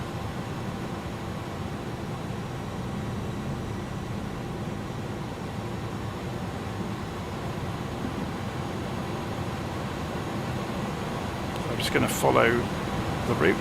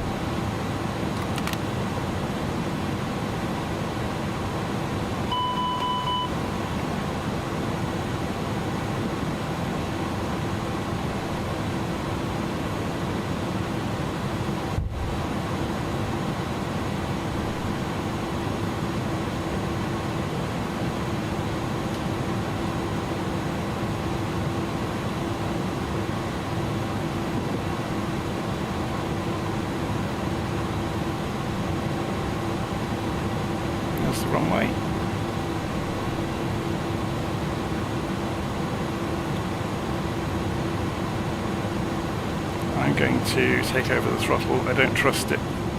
It's getting far too slow. I need to make this turn without stalling.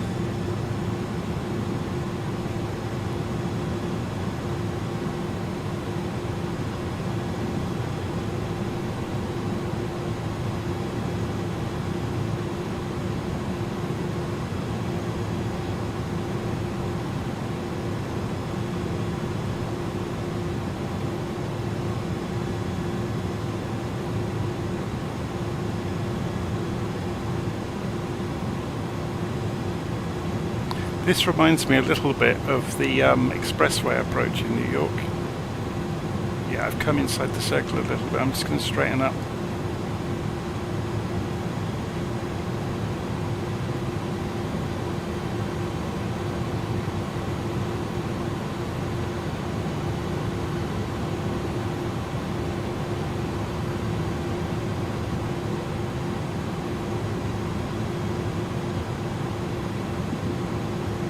We just cut the corner off a little bit, but that's fine.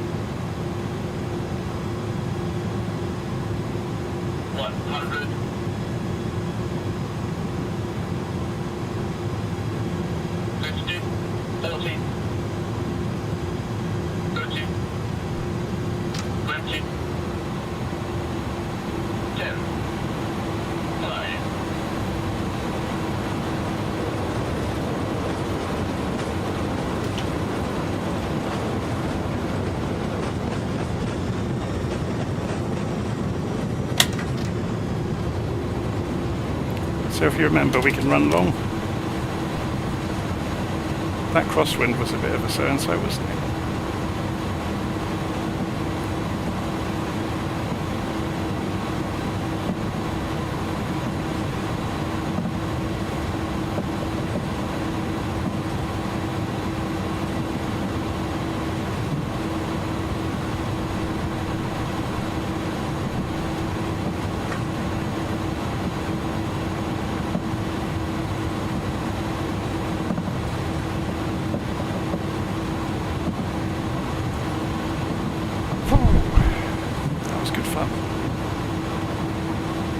Another one to write down to have another go at one day.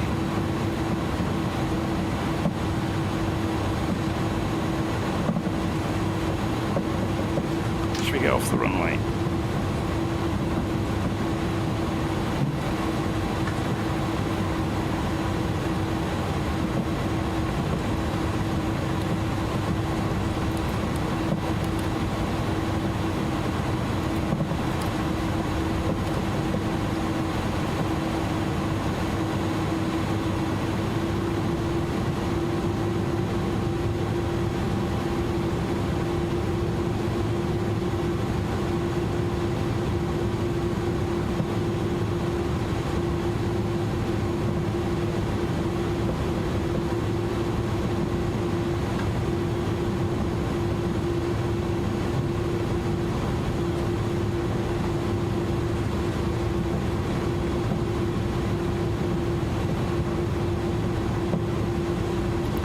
Pick a gate, any gate.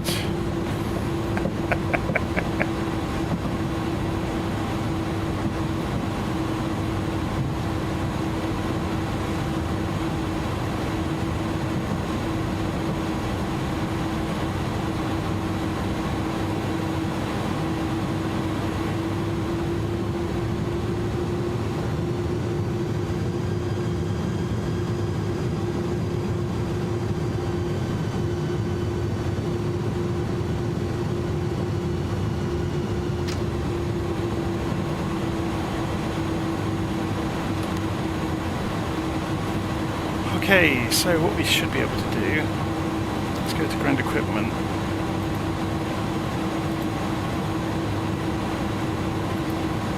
Ground power unit in, and we shouldn't need the APU.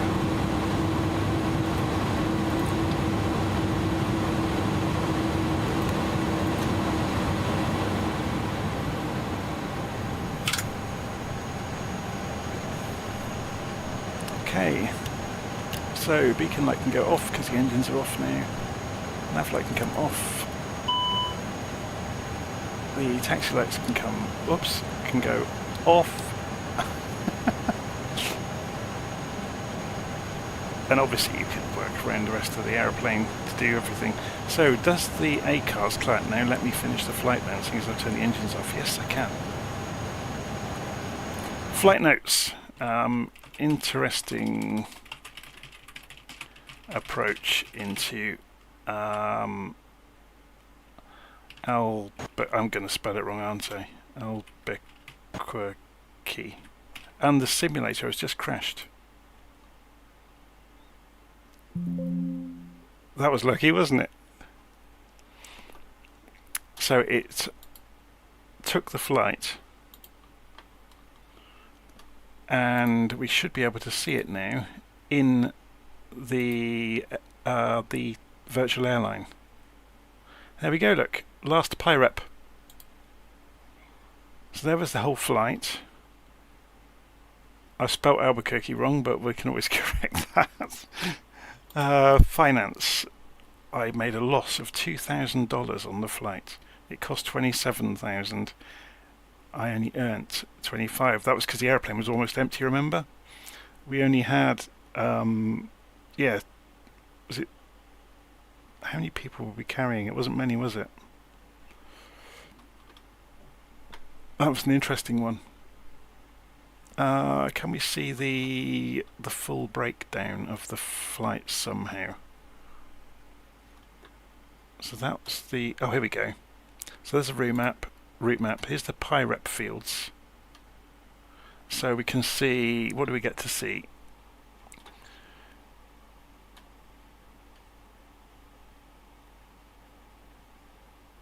Takeoff speed 139 knots, landing roll 0 degrees, landing heading 277, landing weight, landing fuel 8,000 pounds left, landing speed 124 knots, landing rate 224 feet a minute,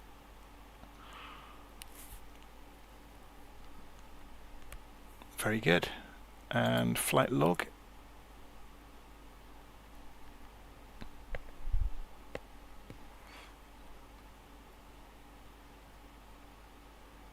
So yeah, once we got past the initial thing where we had that rule violation on climb out, we were okay from then on. Let's see what Volanta said. Review the flight. So it saw the landing at 225 feet per minute. It agrees with the ACARS. That's interesting. Well, there you go. So obviously this is all still experimental, this airline stuff, so whether it will see the light of day and everybody will be able to join it is another question. But yeah, it'll be fun, I guess, for people that like the big jets. I'm not so sure if people that just want to go tooling around in Cessnas will like the airline very much. But yeah, I'll keep experimenting with it, and if I can get it polished enough for the masses to use, then I'll take the locks off of it and let everybody join. But at the moment it's just for a few of us to try out and to shake it down, really. Anyway, hopefully you enjoyed that today. So that was a flight from Oklahoma City over to Albuquerque. So I'll see you all again soon.